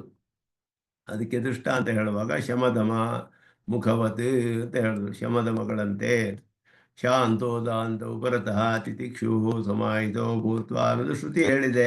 ಶಮಾದಯ ಯಥಾ ಅವಶ್ಯಕ ತಥಾ ವರ್ಣಾಶ್ರಮ ಧರ್ಮೋಪಿ. ಶ್ರುತಿ ಇದನ್ನು ಸ್ಪಷ್ಟವಾಗಿ ಹೇಳಿರೋದ್ರಿಂದ, ಶಾಂತೋದಾಂತ ಉಪರತಃ ಅಂತ ಹೇಳಿರೋದ್ರಿಂದ ಇದು ಉಪಾಸನೆಗೆ ನೇರವಾಗಿ ಉಪಕಾರಕ ಅಂತ ಶ್ರುತಿ ಸ್ಪಷ್ಟವಾಗಿ ಹೇಳಿಬಿಟ್ಟಿದೆ. ಅದನ್ನು ನಚ ಕರ್ಮಾಚರಣಸ್ಯ ಬಾಹ್ಯ ವ್ಯಾಪಾರ ರೂಪತ್ವಾತ್ ಮನಸಃ ಬಹಿರ್ಮುಖತ್ವೇ ಕಥಂ ಧ್ಯಾನ ಸಂಭವ. ಇದೆಲ್ಲ ಅಲ್ಲಿಯ ಪ್ರಶ್ನೆ ಬ್ರಹ್ಮಸೂತ್ರಗಳಲ್ಲಿ ವಿಸ್ತಾರವಾಗಿ ವಿಚಾರ ಮಾಡಿದ್ರು. ಇದು ಶಮದಮಾದಿಗಳೆಲ್ಲ ಬಹಳ ತದಂಗತ್ವಾತ್ ತೇಷಾಮಪಿ ಅವಶ್ಯಾನುಷ್ಠೇಯತ್ವಾತ್ ಅಂತ ಹೇಳಿದ್ರು. ಶಮದಮಾದಿ ಉಪೇತಸ್ಯಾತ್ ಸೂತ್ರದಲ್ಲಿ ಹೇಳುವಾಗ, ಬ್ರಹ್ಮಸೂತ್ರದಲ್ಲಿ ಪ್ರಶ್ನೆ ಏನು ಬರುತ್ತೆ ಅಂದರೆ, ಶಮ ಅನ್ನೋದು ಇಂದ್ರಿಯಗಳನ್ನು ನಿಯಮನ ಮಾಡಬೇಕು, ಉಪರತಿ, ಅದನ್ನು ತಡಿಬೇಕು, ಇಂದ್ರಿಯಗಳನ್ನು ವ್ಯಾಪಾರ ಮಾಡದೇ ಇರೋ ಹಾಗೆ ಅಂತ ಹೇಳಿದ್ರು. ಕರ್ಮಗಳೇನು ಮಾಡುತ್ತೆ? ವರ್ಣಾಶ್ರಮ ಧರ್ಮಗಳು ಇಂದ್ರಿಯಗಳ ವ್ಯಾಪಾರ ಮಾಡೋ ಹಾಗೆ ಮಾಡುತ್ತೆ. ಅದರಿಂದ ಇದೇ ಪ್ರಶ್ನೆ ಕರ್ಮಯೋಗ ಜ್ಞಾನಯೋಗ ವಿಷಯದಲ್ಲೂ ಬರುತ್ತೆ. 3ನೇ ಅಧ್ಯಾಯದಲ್ಲಿ ಭಗವದ್ಗೀತೆಯಲ್ಲಿ ಹೇಳಿಕೊಂಡು, ಕರ್ಮಯೋಗ ಜ್ಞಾನಯೋಗ ತದೇಕಂ ವದ ನಿಶ್ಚಿತ್ಯ ಏನ ಶ್ರೇಯೋಹಮಾಪ್ನುಯಾಮ್ ಅಂತ ಅರ್ಜುನ ಹೇಳ್ತಾನೆ ಕೃಷ್ಣನಿಗೆ. ಎರಡೂ ಹೇಳ್ತಾ ಇದೆಯಲ್ಲ, ಜ್ಞಾನಯೋಗವೇ ಬೆಟರು ಅಂತೀಯ, ಅದುವೇ ಉತ್ತಮ ಅಂತೀಯ, ಕರ್ಮಯೋಗ ಮಾಡು ಅಂತೀಯ. ಹೇಗೆ ಮಾಡೋದು? ಕರ್ಮಯೋಗ ವಿರೋಧ ಆಯ್ತಲ್ಲ ಅಂತ ಹೇಳಿ. ಹಾಗೆ ಉಪಾಸನೆಗೂ ವಿರುದ್ಧ ಬರುತ್ತಲ್ಲ. ಉಪಾಸನೆ ಶಮದಮಾದಿಗಳು ಬೇಕು ಅಂದರೆ ನಾವು ಇಂದ್ರಿಯಗಳನ್ನು ಉಪಶಮನ ಮಾಡಬೇಕು, ವ್ಯಾಪಾರ ಮಾಡದೇ ಇರೋ ಹಾಗೆ. ಆದರೆ ಕರ್ಮಗಳು ವ್ಯಾಪಾರ ಮಾಡೋ ಹಾಗೆ ಮಾಡುತ್ತೆ. ಇದೆರಡು ಹೇಗೆ ಒಟ್ಟಿಗೆ ಇರಕ್ಕೆ ಸಾಧ್ಯ ಅಂತ ಪ್ರಶ್ನೆ ಹಾಕಿದ್ರೆ, ಅದೆರಡಕ್ಕೂ ವಿಷಯಗಳೇ ಬೇರೆ ಅನ್ನೋದನ್ನ ಭಾಷಿಕಾರರು ಸ್ಪಷ್ಟವಾಗಿ ಭಾಷ್ಯದಲ್ಲಿ ಹೇಳ್ತಾರೆ. ಈ ವಿಷಯಗಳನ್ನು ಹಿಂತಿರುಕೊಳ್ಳೋದು ಯಾವುದರಿಂದ ಅಂದರೆ, ಬೇಡದೇ ಇರೋ ವಿಷಯಗಳಿಂದ. ಧ್ಯಾನ ಮಾಡಬೇಕಾದ್ರೂ ಪರಮಾತ್ಮನ ವಿಷಯದಲ್ಲಿ ನಮ್ಮ ಮನಸ್ಸನ್ನು ಪ್ರವೃತ್ತಿ ಮಾಡಬೇಕು. ಅಲ್ಲಿಯೂ ಪ್ರವೃತ್ತಿ ಇದೆ, ಇಂದ್ರಿಯಗಳ ಪ್ರವೃತ್ತಿ ಇದೆ. ಆದರೆ ಯಾವ ವಿಷಯದಲ್ಲಿ ಪ್ರವೃತ್ತಿ ಇರಬೇಕು, ಯಾವ ವಿಷಯದಿಂದ ನಿವೃತ್ತಿ ಆಗಬೇಕು, ಅದು ಮುಖ್ಯ. ವರ್ಣಾಶ್ರಮ ಧರ್ಮಗಳು ಕೂಡ ಭಗವಂತನ ಆರಾಧನಾ ರೂಪವಾಗಿ ಹೋಗೋದ್ರಿಂದ ಅದು ಪ್ರಯೋಜನವಾಗುತ್ತೆ. ಈ ಶಮದಮಾದಿಗಳು ಕೂಡ ಪರಮಾತ್ಮನ ವಿಷಯದಲ್ಲಿ ಧ್ಯಾನದಲ್ಲಿ ಪ್ರವೃತ್ತಿಯಾಗಬೇಕು. ಬೇರೆ ಬೇಡದೆ ಶಬ್ದ ಸ್ಪರ್ಶಾದಿ ವಿಷಯಗಳಿಂದ ಹಿಂತಿರುಗಿಕೊಳ್ಬೇಕೇ ಹೊರತು ಅದು ಉಪರತಿ ಅನ್ನೋದು ಕರ್ಮಕ್ಕೆ ವಿರೋಧವಲ್ಲ ಅನ್ನೋದನ್ನು ಸ್ಪಷ್ಟಪಡಿಸ್ತಾರೆ. ಅದನ್ನು ಇಲ್ಲಿ ಹೇಳ್ತಾ ಇದ್ದಾರೆ. ಕರ್ಮಾಚರಣಸ್ಯ ಬಾಹ್ಯ ವ್ಯಾಪಾರ ರೂಪತ್ವ, ಹೊರಗಡೆ ವ್ಯಾಪಾರಗಳು ಎಲ್ಲ ಇಂದ್ರಿಯಗಳಿಂದ ಮಾಡೋದು. ಕರ್ಮಗಳೆಲ್ಲ ಇಂದ್ರಿಯಗಳನ್ನು ಉಪಯೋಗಿಸಿ ಮಾಡ್ತೀವಿ ನಾವು. ಅದನ್ನು ಯಾಗ ಹೋಮ ನಿತ್ಯ ನೈಮಿತ್ಯ ಕರ್ಮ ಮಾಡಬೇಕು ಅಂದರೆ ಇಂದ್ರಿಯಗಳನ್ನು ಉಪಯೋಗಿಸ್ಬೇಕು. ಮನಸ್ಸಃ ಬಹಿರ್ಮುಖತ್ವೇ ಕಥಂ ಧ್ಯಾನ ಸಂಭವ, ಧ್ಯಾನ ಹೇಗೆ ಮಾಡೋಕ್ಕೆ ಸಾಧ್ಯ? ಹೀಗಿದ್ರೆ ಧ್ಯಾನೇತರ ಕಾಲ ಇವ ಕರ್ಮ ಅನುಷ್ಠಾನ, ಇದು ಒಂದು ವಿಷಯ. ಧ್ಯಾನವನ್ನು ಕೆಲವು ಸಮಯದಲ್ಲಿ ಮಾತ್ರವೇ ಮಾಡೋದು, 24 ಗಂಟೆನೂ ಉಪಾಸನೆ ಮಾಡೋದಿಲ್ಲ. ಕೆಲವು ನಿಯತವಾದ ಕಾಲದಲ್ಲಿ, ಯಾವ ಕಾಲದಲ್ಲಿ ವರ್ಣಾಶ್ರಮ ಧರ್ಮ ಮಾಡಬೇಕೋ ಸಂಧ್ಯಾ ಕಾಲದಲ್ಲಿ ವರ್ಣಾಶ್ರಮ ಧರ್ಮ ಮಾಡಬೇಕು, ಬೇಕಿದ್ದ ಸಮಯದಲ್ಲಿ ಉಪಾಸನೆ ಮಾಡೋದು. ಹಾಗೆ ಇದಕ್ಕೂ ಅದಕ್ಕೂ ಯಾವುದು ಮಿಶ್ರಣ ಆಗೋದಿಲ್ಲ. ಧ್ಯಾನ ಇತರ ಕಾಲೇಯವ ಕರ್ಮಾನುಷ್ಠಾನ ಸಂಭವಾತ್. ಕರ್ಮಾಚರಣಂ ಹಿ ದ್ಯೂತಾದಿವತ್ ನ ಪ್ರವೃತ್ತಿ ರೂಪಂ ಕಿಂತು ಪರಮಾತ್ಮ ಅರ್ಪಣ ದೃಷ್ಟಿಯ ಕೃತಾನಾಂ ಕರ್ಮಣಾಂ ನಿವೃತ್ತಿ ರೂಪತ್ವೇನ, ಅದೆಲ್ಲ ನಿವೃತ್ತಿ ಧರ್ಮವಾಗಿಬಿಡುತ್ತೆ. ಪರಮಾತ್ಮನ ಆರಾಧನಾ ರೂಪವಾಗಿ ಮಾಡಿದ ಕರ್ಮಗಳು ನಿವೃತ್ತಿ ಧರ್ಮ ಅಂತ ಹೇಳಲ್ಪಡುತ್ತೆ, ಪ್ರವೃತ್ತಿ ಧರ್ಮವಾಗೋದಿಲ್ಲ. ಸ್ವರ್ಗಾದಿ ಫಲಗಳಿಗೋ ಐಹಿಕ ಆಮುಷ್ಮಿಕ ಫಲಗಳಿಗೆ ಮಾಡೋದು ಪ್ರವೃತ್ತಿ ಧರ್ಮವಾಗುತ್ತೆ. ಆದ್ದರಿಂದ ಇದು ಪರಮಾತ್ಮನ ಆರಾಧನಾ ರೂಪವಾಗಿ ಮಾಡುವ ಕರ್ಮಗಳು ನಿವೃತ್ತಿ ಧರ್ಮದಲ್ಲಿ ಸೇರುತ್ತೆ. ಆದ್ದರಿಂದ ಪರಮಾತ್ಮ ಅನುಗ್ರಹ ದ್ವಾರ ಚಿತ್ತಶುದ್ಧಿಯ ಆಪಾದನೆಯ ಧ್ಯಾನ ಉಪಕಾರಕತ್ವೇನ ಅತ್ಯಂತ ಅನುಕೂಲತ್ವಂದ ಅನುಕೂಲವೇ ಆಗುತ್ತೆ. ಇದನ್ನೇ ತಾತ್ಪರ್ಯ ಜನರಿಕೆಯಲ್ಲೂ ಸ್ವಾಮಿ ದೇಶಿಕನ್ ಹೇಳ್ತಾರೆ, 3ನೇ ಅಧ್ಯಾಯದಲ್ಲಿ ಗೀತೆಯಲ್ಲಿ ಹೇಳುವಾಗ. ಕರ್ಮಯೋಗ ಜ್ಞಾನ ಯೋಗಕ್ಕೆ ಅನುಕೂಲ ಅಂತ ಹೇಳ್ತಾರೆ, ವಿರೋಧ ಆಗೋದಿಲ್ಲ ಅಂತ ಹೇಳ್ಬಿಟ್ಟು. ಅದೇ ರೀತಿ ಇಲ್ಲಿಯೂ ಕೂಡ ಉಪಾಸನೆ ವಿಷಯದಲ್ಲೂ ಇದೇ ಪ್ರಶ್ನೆ ಬರುತ್ತೆ. ನಿರಂತರ ಧ್ಯಾನ ಮಗ್ನಸ್ಯ ನ ಕಿಂಚಿತ್ ಅವಶಿಷ್ಯತೆ ಜಡಭರತವತೆ. ಜಡಭರತನಿಗೆ ಒಂದು ಕೆಲವು ಉದಾಹರಣೆಗಳು ಹಾಗೆಯೂ ಇದೆ. ಅವರಿಗೆ ಏನು ಅಂತ ಹೇಳಿದ್ರೆ, ಯಾವಾಗಲೂ ಸಮಾಧಿಯಲ್ಲಿ ಇರುವಂತಹವರು ಆ ಕಾಲದಲ್ಲಿ ವಿಶೇಷವಾದ ಅಧಿಕಾರಿಗಳು. ಹಾಗಿರೋರಿಗೆ ಏನು ಅದಕ್ಕೆ ಅವರಿಗೆಲ್ಲ ಎಕ್ಸೆಪ್ಷನ್ನು ಅಪವಾದ ಹೇಳಲ್ಪಟ್ಟಿದೆ ಅವರಿಗೆ. ಅತಯೇವ ಸಮಾಧಿ ಸ್ಥಿತೇ ಅಪವಾದ ರೂಪಂ ಅಂದರು. ಎಕ್ಸೆಪ್ಷನ್ಸ್, ಅಪವಾದ ಅಂದರೆ ಎಕ್ಸೆಪ್ಷನ್. ಅವರಿಗೆ ಅಂತಹ ಸಮಯದಲ್ಲಿ ಅವ್ರು ಮಾಡದೆ ದೋಷವಿಲ್ಲ ಅಂತ ಹೇಳಿದೆ. ಉತ್ಸರ್ಗಸ್ತು ಅನೈಕ ಶಿಕ್ಷಣ ಯಾರು ತಿಷ್ಠತಿ ಅಕರ್ಮಕೃತ್. ಉತ್ಸರ್ಗ ನ್ಯಾಯ ಅಂದರೆ ಜನರಲೈಸ್ಡ್ ರೂಲ್. ಜನರಲ್ ರೂಲ್ ಏನು ಅಂದರೆ ಉತ್ಸರ್ಗ ನ್ಯಾಯ ಅಂತ ಹೆಸರು ಅದಕ್ಕೆ. ಅಪವಾದ ಅಂದರೆ ಎಕ್ಸೆಪ್ಷನ್ನು. ಈ ನಹಿಂಸ್ಯಾತ್ ಸರ್ವಭೂತಾನಿ ಅನ್ನೋದು ಉತ್ಸರ್ಗ, ಜನರಲ್ ರೂಲ್, ಯಾರನ್ನೂ ಹಿಂಸೆ ಮಾಡಬಾರ್ದು. ಅದಕ್ಕೆ ಎಕ್ಸೆಪ್ಷನ್ ಏನು ಅಂದರೆ ಯಾಗದಲ್ಲಿ ಅದನ್ನು ಶ್ರುತಿಯೇ ವಿಹಿಸಿರೋದ್ರಿಂದ ಅಗ್ನಿ ಶೋಮಿಯಂ ಪಶುಮಾಲ ಭೇತ, ಪಶುವನ್ನು ಹೊಯ್ಸಾಗಿ ಕೊಡಬೇಕು ಅಂತ ಶ್ರುತಿ ಹೇಳಿದೆ. ಅಲ್ಲಿ ಹಿಂಸೆ ಆಯ್ತಲ್ಲ, ಅಲ್ಲಿ ನಹಿಂಸ್ಯಾತಿಗೆ ವಿರೋಧ ಬಂತು ಅಂದರೆ ಅಲ್ಲಿ ಎಕ್ಸೆಪ್ಷನ್ನು, ಅಪವಾದ ಶಾಸ್ತ್ರ ಅಂತ ಹೆಸರು ಅದಕ್ಕೆ. ಹಾಗೆ ಅದನ್ನೆಲ್ಲ ಸ್ವಲ್ಪ ವಿಚಾರ ಮಾಡ್ತಾರೆ ಅಧಿಕವಾಗಿ. ಇಲ್ಲಿ ಕರ್ಮದ ವಿಷಯದಲ್ಲಿ ಎಷ್ಟು ಅಭಿಪ್ರಾಯ ಭೇದಗಳಿದೆ, ಎಷ್ಟು ವಿಚಾರ ಮಾಡ್ತಾರೆ ಅನ್ನೋದು ತಿಳಿಯುತ್ತೆ ನಮಗೆ. ಅದಕ್ಕೆ ಮೇಲೆ ಒಂದು ವಾಕ್ಯ ಶ್ರುತಿಯಲ್ಲಿ ಹೇಳಿರೋದು ಬೃಹದಾರಣ್ಯಕದಲ್ಲಿ, ಇದು ತಮೇ ತಂ ವೇದಾನುವಚನೇನ ಬ್ರಾಹ್ಮಣ ವಿವಿಧಿಶಂತಿ ಯಜ್ಞೇನ ದಾನೇನ ತಪಸಾ ನಾಶಕೇನ ಅನ್ನೋದು. ವಿವಿಧಿಶಂತಿ ಅನ್ನೋ ಶಬ್ದ ಬೇಕಾದಷ್ಟು ವಿಚಾರ ಮಾಡಿರುವಂತಹ ಶಬ್ದ ಇದು. ವಿವಿಧಿಷಾ ಅಂದರೆ ವೇದಿತು ಇಚ್ಛಾ ಅಂತ ಅರ್ಥ, ತಿಳಿದುಕೊಳ್ಬೇಕು ಅನ್ನೋ ಇಚ್ಛೆ. ಪರಮಾತ್ಮನನ್ನು ಉಪಾಸನೆ ಮಾಡಬೇಕು, ವೇದನ ಅಂದರೆ ಉಪಾಸನೆ, ತಿಳಿದುಕೊಳ್ಬೇಕು ಅನ್ನೋ ಇಚ್ಛೆ. ಆ ಇಚ್ಛೆ ಬಂದುಬಿಟ್ರೆ ಸಾಕು. ಯಜ್ಞದಿಂದ ಯಜ್ಞಾದಿ ಪಂಚಮಹಾಯಜ್ಞಾದಿಗಳು ವರ್ಣಾಶ್ರಮ ಧರ್ಮಗಳಿಂದ ಪರಮಾತ್ಮನ ತಿಳ್ಕೊಳ್ಬೇಕು ಅನ್ನೋ ಇಚ್ಛೆ ಉಂಟಾಗುತ್ತಷ್ಟೇ ಅಂತ ಶಂಕರರು ಹೇಳಿದ್ರು. ಅದಕ್ಕೆ ಮೇಲೆ ಅದು ಬೇಕಾಗಿಲ್ಲ. ಆ ಇಚ್ಛೆ ಉಂಟಾದ ಮೇಲೆ ವಾಕ್ಯಾರ್ಥ ಜ್ಞಾನದಿಂದಲೇ ಮೋಕ್ಷ ಬಂದುಬಿಡುತ್ತೆ ಇವನಿಗೆ. ಕರ್ಮ ಏನು ಪ್ರಯೋಜನ ಇಲ್ಲ, ವಿರೋಧವಾಗುತ್ತೆ ಕರ್ಮ ಅಂತ ಹೇಳಿದ್ರು. ವಿವಿಧಿಷಾ ಅಂದರೆ ಏನು ಅಂದರೆ ಬ್ರಹ್ಮ ಜಿಜ್ಞಾಸ ಥರ ಅರ್ಥ ಅದಕ್ಕೆ ಮಾಡಬೇಕು. ಜ್ಞಾತುಂ ಇಚ್ಛಾ ಅಂದರೆ ಬರೀ ಇಚ್ಛೆ ಅಲ್ಲ, ಇಚ್ಛಾಯಾ ಇಷ್ಯಮಾಣ ಪ್ರಧಾನತ್ವಾತೆ ಅಂತ ಭಾಷಿಕಾರ ಹೇಳ್ತಾರೆ. ವೇದಿತು ಇಚ್ಛಾ ಅಂದರೆ ಅವೇದನ ಮಾಡಬೇಕು ಅನ್ನೋ ಇಚ್ಛೆ ಇದೆಯಲ್ಲ, ಯಾವುದನ್ನು ತಿಳ್ಕೊಳ್ಬೇಕೋ ಅದನ್ನು ತಿಳ್ಕೊಳ್ಳೋದೇ ಅಲ್ಲಿ ಪ್ರಯೋಜನವೇ ಹೊರತು ಬರೀ ಇಚ್ಛೆಯೇ ಅಲ್ಲ ಅಲ್ಲಿ ವಿಧಿಸಿರೋದು ಅನ್ನೋದನ್ನು ನಾವು ಸಿದ್ಧಾಂತದಲ್ಲಿ ಅದನ್ನು ಸ್ಥಾಪನೆ ಮಾಡ್ತಾರೆ. ಇಲ್ಲಿ ಪೂರ್ವ ಪಕ್ಷ ಹೇಳೋದು ಬರೀ ವಿವಿಧಿಷಾ ಉತ್ಪತ್ತಿ ಅಷ್ಟೇ, ವೇದನಾ ಇಚ್ಛಾ ಸಾಧನ ಶ್ರವಣಾತ್ ಕಥಂ ವೇದನಾ ಅಂಗತ್ವಂ ಅಂದರು. ಕರ್ಮದಿಂದ ಬರೀ ಇಚ್ಛೆ ಉಂಟಾಗುತ್ತಷ್ಟೇ, ಇಚ್ಛೆ ಬಂದ ಮೇಲೆ ಅದು ಬೇಕಾಗಿಲ್ಲ ನಮಗೆ ಅಂತ ಹೇಳೋಕ್ಕೆ ಅಂಗ ಅಂತ ಹೇಗೆ ಹೇಳ್ತೀರಾ ಅಂದರೆ, ನಹಿ ಇಚ್ಛಾಯ ವಿಷಯಾನುಕೂಲ ಜ್ಞಾನಜನ್ಯತ್ವೇನ ಯಜ್ಞಾದಿಜನ್ಯತ್ವಂ ಕಥಂ ಭವೇದಿತಿ ಶಂಕ್ಯಂ ಪರಮಾತ್ಮಾರ್ಪಣ ಬುದ್ಧ್ಯಾಕೃತಾನಾಂ ಕರ್ಮಣಾಂ ಚಿತ್ತ ಶುದ್ಧಿ ಅರ್ಥತ್ವೇನ ಚಿತ್ತೇ ಶುದ್ಧೇ ಚಿತ್ತಸ್ಯ ಪರಮಾತ್ಮ ಅಭಿಮುಖಂ ಸ್ವಯಮೇವ ಭವೇತಿ ಏವಂ ಇಚ್ಛಾ ಪ್ರತಿಬಂಧಕ ಪಾಪ ನಿವೃತ್ತಿ ದ್ವಾರ ತ್ರಿದಿಶಾ ಸಾಧನ ಉಪಪತ್ತೇಃ ಇತಿ ವಿದ್ಯಾಂಚ ವಿದ್ಯಾಂಚ ಅಂತ ಅನೇಕ ವಾಕ್ಯಗಳಲ್ಲಿ ಹೇಳಿರೋದನ್ನ ಸ್ವಾಮಿ ದೇಶಿಕನ್ ತಿಳಿಸ್ತಾರೆ ಇಲ್ಲಿ. ಅವನಿಗೆ ಈ ಚಿತ್ತಶುದ್ಧಿ ಉಂಟಾಗಿದ್ರೆ ಅವನಿಗೆ ಧ್ಯಾನವು ನಿರಂತರ ಧ್ಯಾನ ಮಾಡೋದಕ್ಕೆ ಏರ್ಪಡುತ್ತೆ ಆವಾಗ. ಆದ್ದರಿಂದ ಅದು ನಮಗೆ ಪ್ರತಿದಿನವೂ ವರ್ಣಾಶ್ರಮ ಧರ್ಮಗಳು ಮಾಡಬೇಕು. ಸಹಕಾರಿತ್ವೇನ ಚ ಅನ್ನೋ ಸೂತ್ರದಲ್ಲಿ ಅದನ್ನೇ ಹೇಳ್ತಾರೆ. ಸಹಕಾರಿ ಅದು, ಭಕ್ತಿಯೋಗಿಗಳಿಗೆ ಸಹಕಾರಿಯೂ ಹೌದು, ವೇದ ವಿಹಿತವೂ ಆದದ್ದು. ಎರಡು ಭಕ್ತಿಯೋಗಕ್ಕೆ ಅಂಗವಾಗಿಯೂ ವಿಹಿತವಾಗಿದೆ. ಇದೆಲ್ಲ ಕಾರಣದಿಂದ ಅದನ್ನು ಮಾಡಬೇಕು ಅನ್ನೋದನ್ನು ಹೇಳ್ತಾರೆ. ಕೇವಲ ಜ್ಞಾನಸ್ಯ ಕೇವಲ ಕರ್ಮಣಸ್ಯ ಸಾಧನತ್ವ ವಿನಿಂದ್ಯ ಮಿಲಿತಯೋರೇವ ಕಾರಣತ್ವ ಭಕ್ತಿ ಶ್ರುತಿ ವಿದ್ಯಾಂಚ ಅವಿದ್ಯಾಂಚ ಅನ್ನೋದು ಬರೀ ಕರ್ಮವೇ ಮೋಕ್ಷಕ್ಕೆ ಕಾರಣವಲ್ಲ, ಬರೀ ಜ್ಞಾನವೇ ಅಲ್ಲ, ಎರಡೂ ಸೇರಿ ಕಾರಣ. ಹೇಗೆ ಸೇರಿದೆ ಅಂದರೆ ಅಂಗಾಂಗಿ ಭಾವದಿಂದ ಸೇರಿದೆ, ಸಮಸಮುಚ್ಚಯ ಅನ್ನೋದು ಇಲ್ಲ ಅನ್ನೋದು ಮುಖ್ಯ ಅಲ್ಲಿ. ಇದು ಕರ್ಮಾಂಗಸ್ಯೈವ ಜ್ಞಾನಸ್ಯ ಮೋಕ್ಷ ಸಾಧನತ್ವಂ, ಕರ್ಮವನ್ನು ಅಂಗವಾಗಿ ಉಳ್ಳ ಜ್ಞಾನ ಅಂತ ಅರ್ಥ. ಕರ್ಮಾಂಗಕ ಜ್ಞಾನಂ ಅಂತ ಹೇಳಿದ್ರೆ ನೈಕವಾಕ್ಯಾನುರೋಧಾತ್ ಅನೇಕ ಶ್ರುತಿ ವಾಕ್ಯಾನುಸಾರಾತ್ ವಿದ್ಯಾಂಚ ಇತ್ಯಾದಿ ವಾಕ್ಯೇಪಿ ಅನುಪರಿತಂ ಅನೂದಿತಂ ಅಂತ ಹೇಳಿದ್ರು. ಇದನ್ನ ಈಗ ಸ್ವಲ್ಪ ವಿಚಾರ ಮಾಡ್ತಾರೆ ಬೇರೆ ಬೇರೆ ಪಕ್ಷಗಳನ್ನ ಇಲ್ಲಿ ಆಚಾರ್ಯರು. ತತ್ಪ್ರಾಪ್ತಿ ಹೇತುರು ಜ್ಞಾನಂಚ ಕರ್ಮಂಚೋಕ್ತಂ ಮಹಾಮುನೇ ಅಂತ ವಿಷ್ಣು ಪುರಾಣದ ವಾಕ್ಯ ತೆಗೆದ್ರು. ಅವನ ಪ್ರಾಪ್ತಿಗೆ ಕಾರಣ ಯಾವುದು?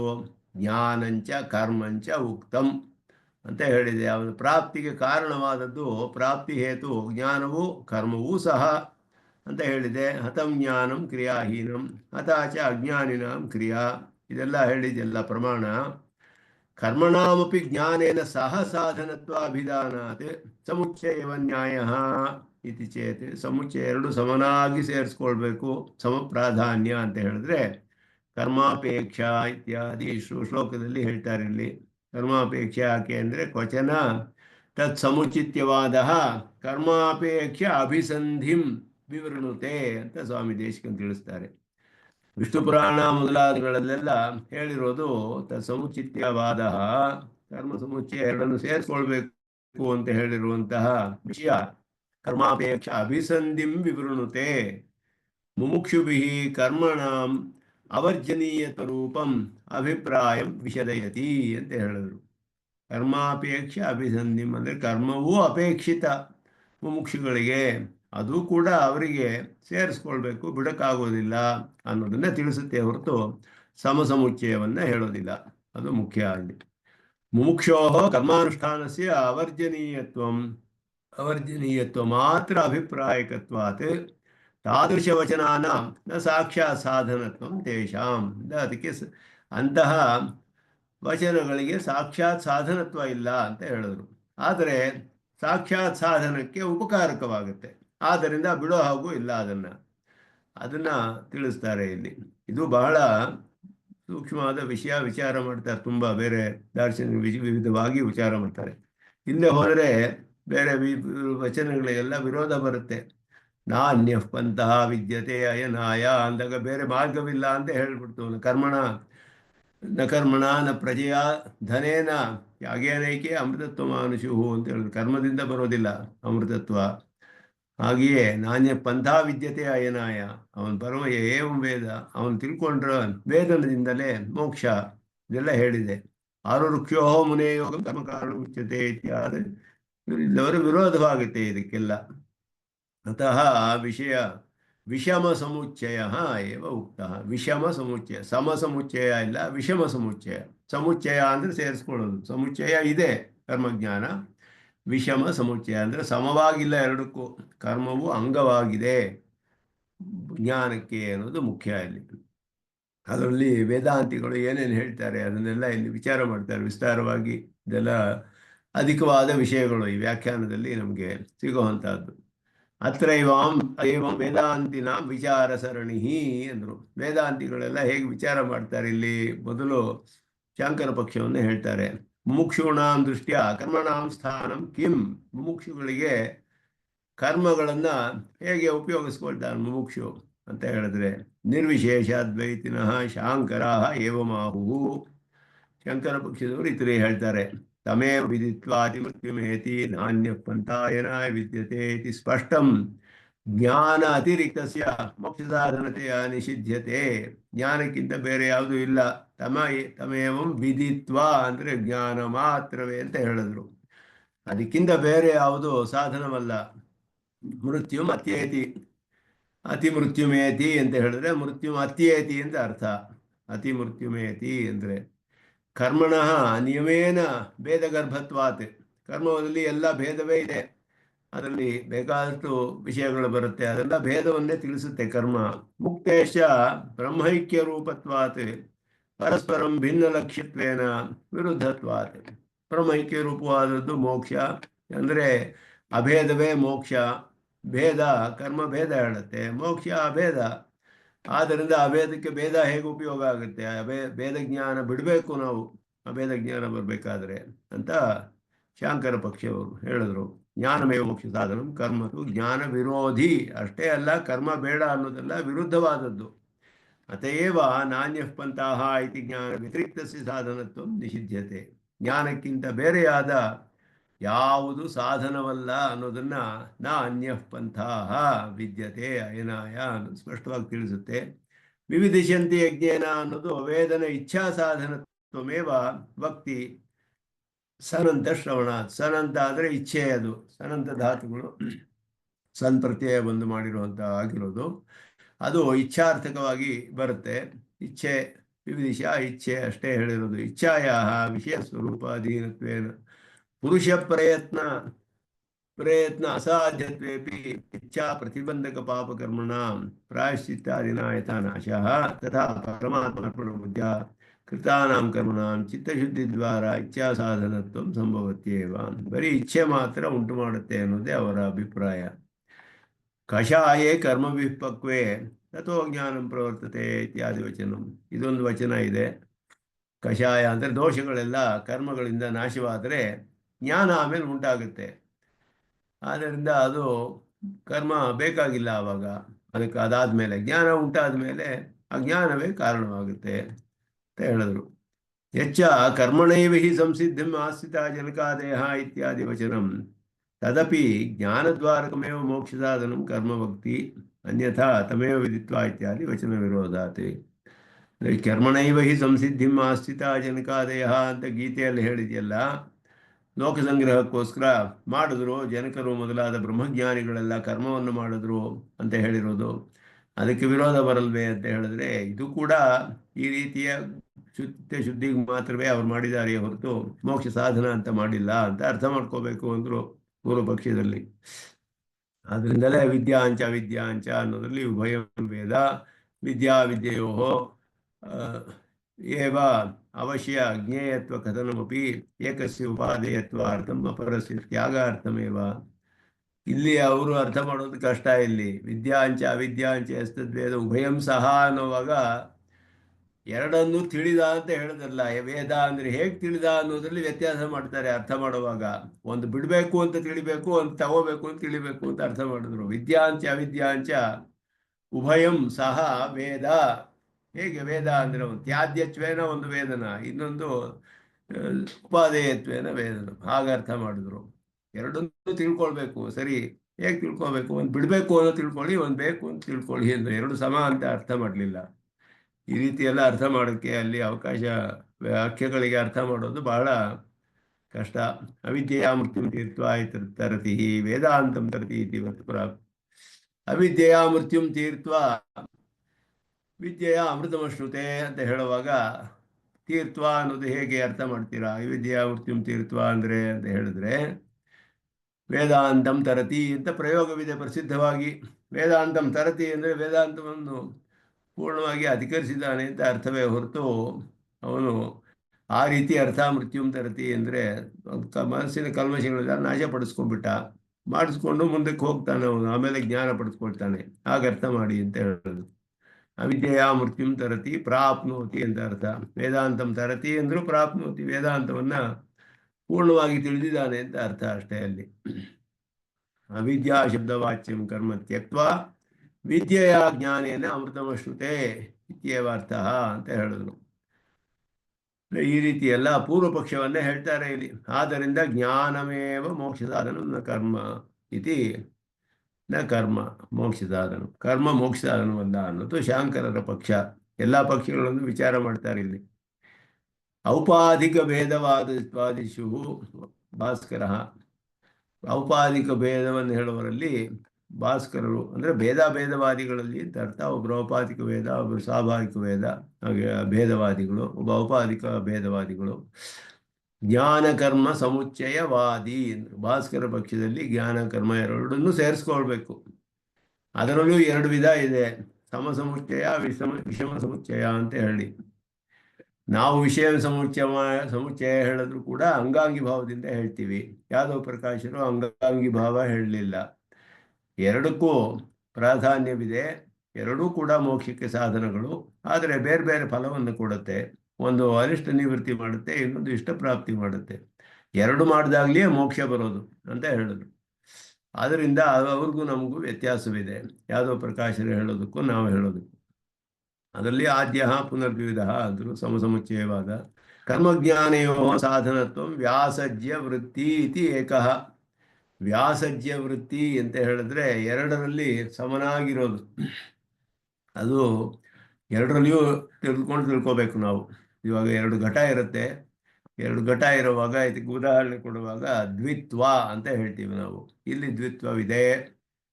ದ್ವಿತ್ವವಿದೆ ಅಂದರೆ ದಿಸ್ ಈಸ್ ಎ ಕಪಲ್ ಅಂತ ಹೇಳ್ತೀವಿ. ಪಾರ್ಟ್ಸ್, ಎರಡು ಪಾರ್ಟ್ ಇರುವಾಗ ಅದ್ವಿತ್ವ ಅನ್ನೋದು ಎರಡರಲ್ಲೂ ಇದೆಯೋ ಒಂದರಲ್ಲಿ ಇದೆಯೋ ಅದಕ್ಕೆ ಹೇಗೆ ಅರ್ಥ ಮಾಡಬೇಕು ಅಂದರೆ ಎರಡರಲ್ಲೂ ಸಮನಾಗಿದೆ ಅಂತ ಹೇಳಬೇಕು. ಒಂದೇ ಇದ್ರೆ ದ್ವಿತ್ವ ಇರೋದಿಲ್ಲ, ಒಂದೊಂದರಲ್ಲೂ ದ್ವಿತ್ವದ ಒಂದು ಭಾಗ ಇಲ್ಲ, ಎರಡು ಸೇರಿ ದ್ವಿತ್ವವಿದೆ ಅಲ್ಲಿ.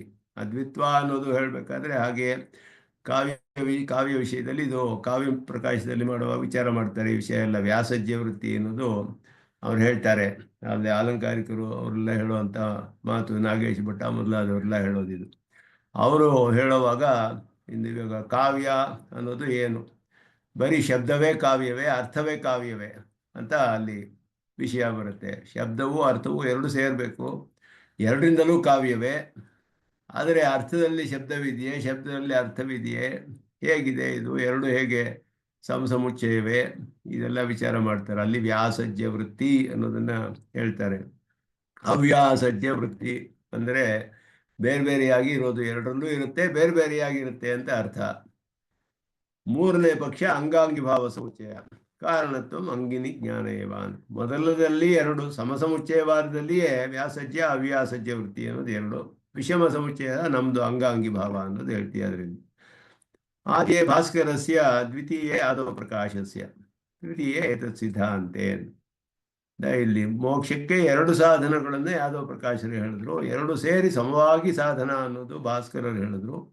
ಎರಡು ಅಂಗಾಂಗ ಭಾವದಿಂದ ಸಾಧನ ಅಂತ ನಾವು ಹೇಳ್ತೀವಿ. ಅದೇ ಇಲ್ಲಿ ಮುಖ್ಯವಾಗಿ ಅದನ್ನೇ ವಿಚಾರ ಮಾಡ್ತಾರೆ. ನಾವು ಮೊದಲೇ ಆಗಲೇ ವಿಚಾರ ಮಾಡಿದ್ದೀವಿ, ಅದರಿಂದ ಅದನ್ನೇ ಸ್ವಲ್ಪ ವಿವರಿಸ್ತಾರೆ. ಇದನ್ನು ಒಟ್ಟಿನಲ್ಲಿ ಇದು ಸಿದ್ಧಾಂತದಲ್ಲಿ ನಮಗೆ ಅಂಗಾಂಗಿ ಭಾವ ಸ್ಪಷ್ಟವಾಗಿ ತಿಳ್ಕೊಳ್ಬೇಕು. ಅದಕ್ಕೆ ಮೇಲೆ ಇನ್ನು ಸ್ವಲ್ಪ ತುಂಬ ವಿಚಾರ ಮಾಡ್ತಾರೆ. ಇದನ್ನು ನೋಡೋಣ, ಕೆಲವು ವಿಷಯಗಳನ್ನು ಮುಂದೆ ಮುಂದುವರಿಸೋಣ ಅಂತ ಹೇಳಿ ಇಲ್ಲಿಗೆ ನಮಸ್ಕಾರ ನಿಲ್ಲಿಸ್ಕೊಳ್ತೇನೆ. ವಿಕಾರ್ತಿಕ ಸಿಂಹಾಯ ಕಲ್ಯಾಣ ಗುಣಶಾಲಿನಿ ಶ್ರೀಮತಿ ವೆಂಕಟೇಶ್ ವೇದಾಂತ ಗುರವೇ ನಮಃ. ಶ್ರೀಮತಿ ನಿಗಮಾಂತ ಮಹಾದೇಶಿಕಾಯ ನಮಃ. ಸರ್ವಂ ಶ್ರೀಕೃಷ್ಣಾರ್ಪಣಮಸ್ತು.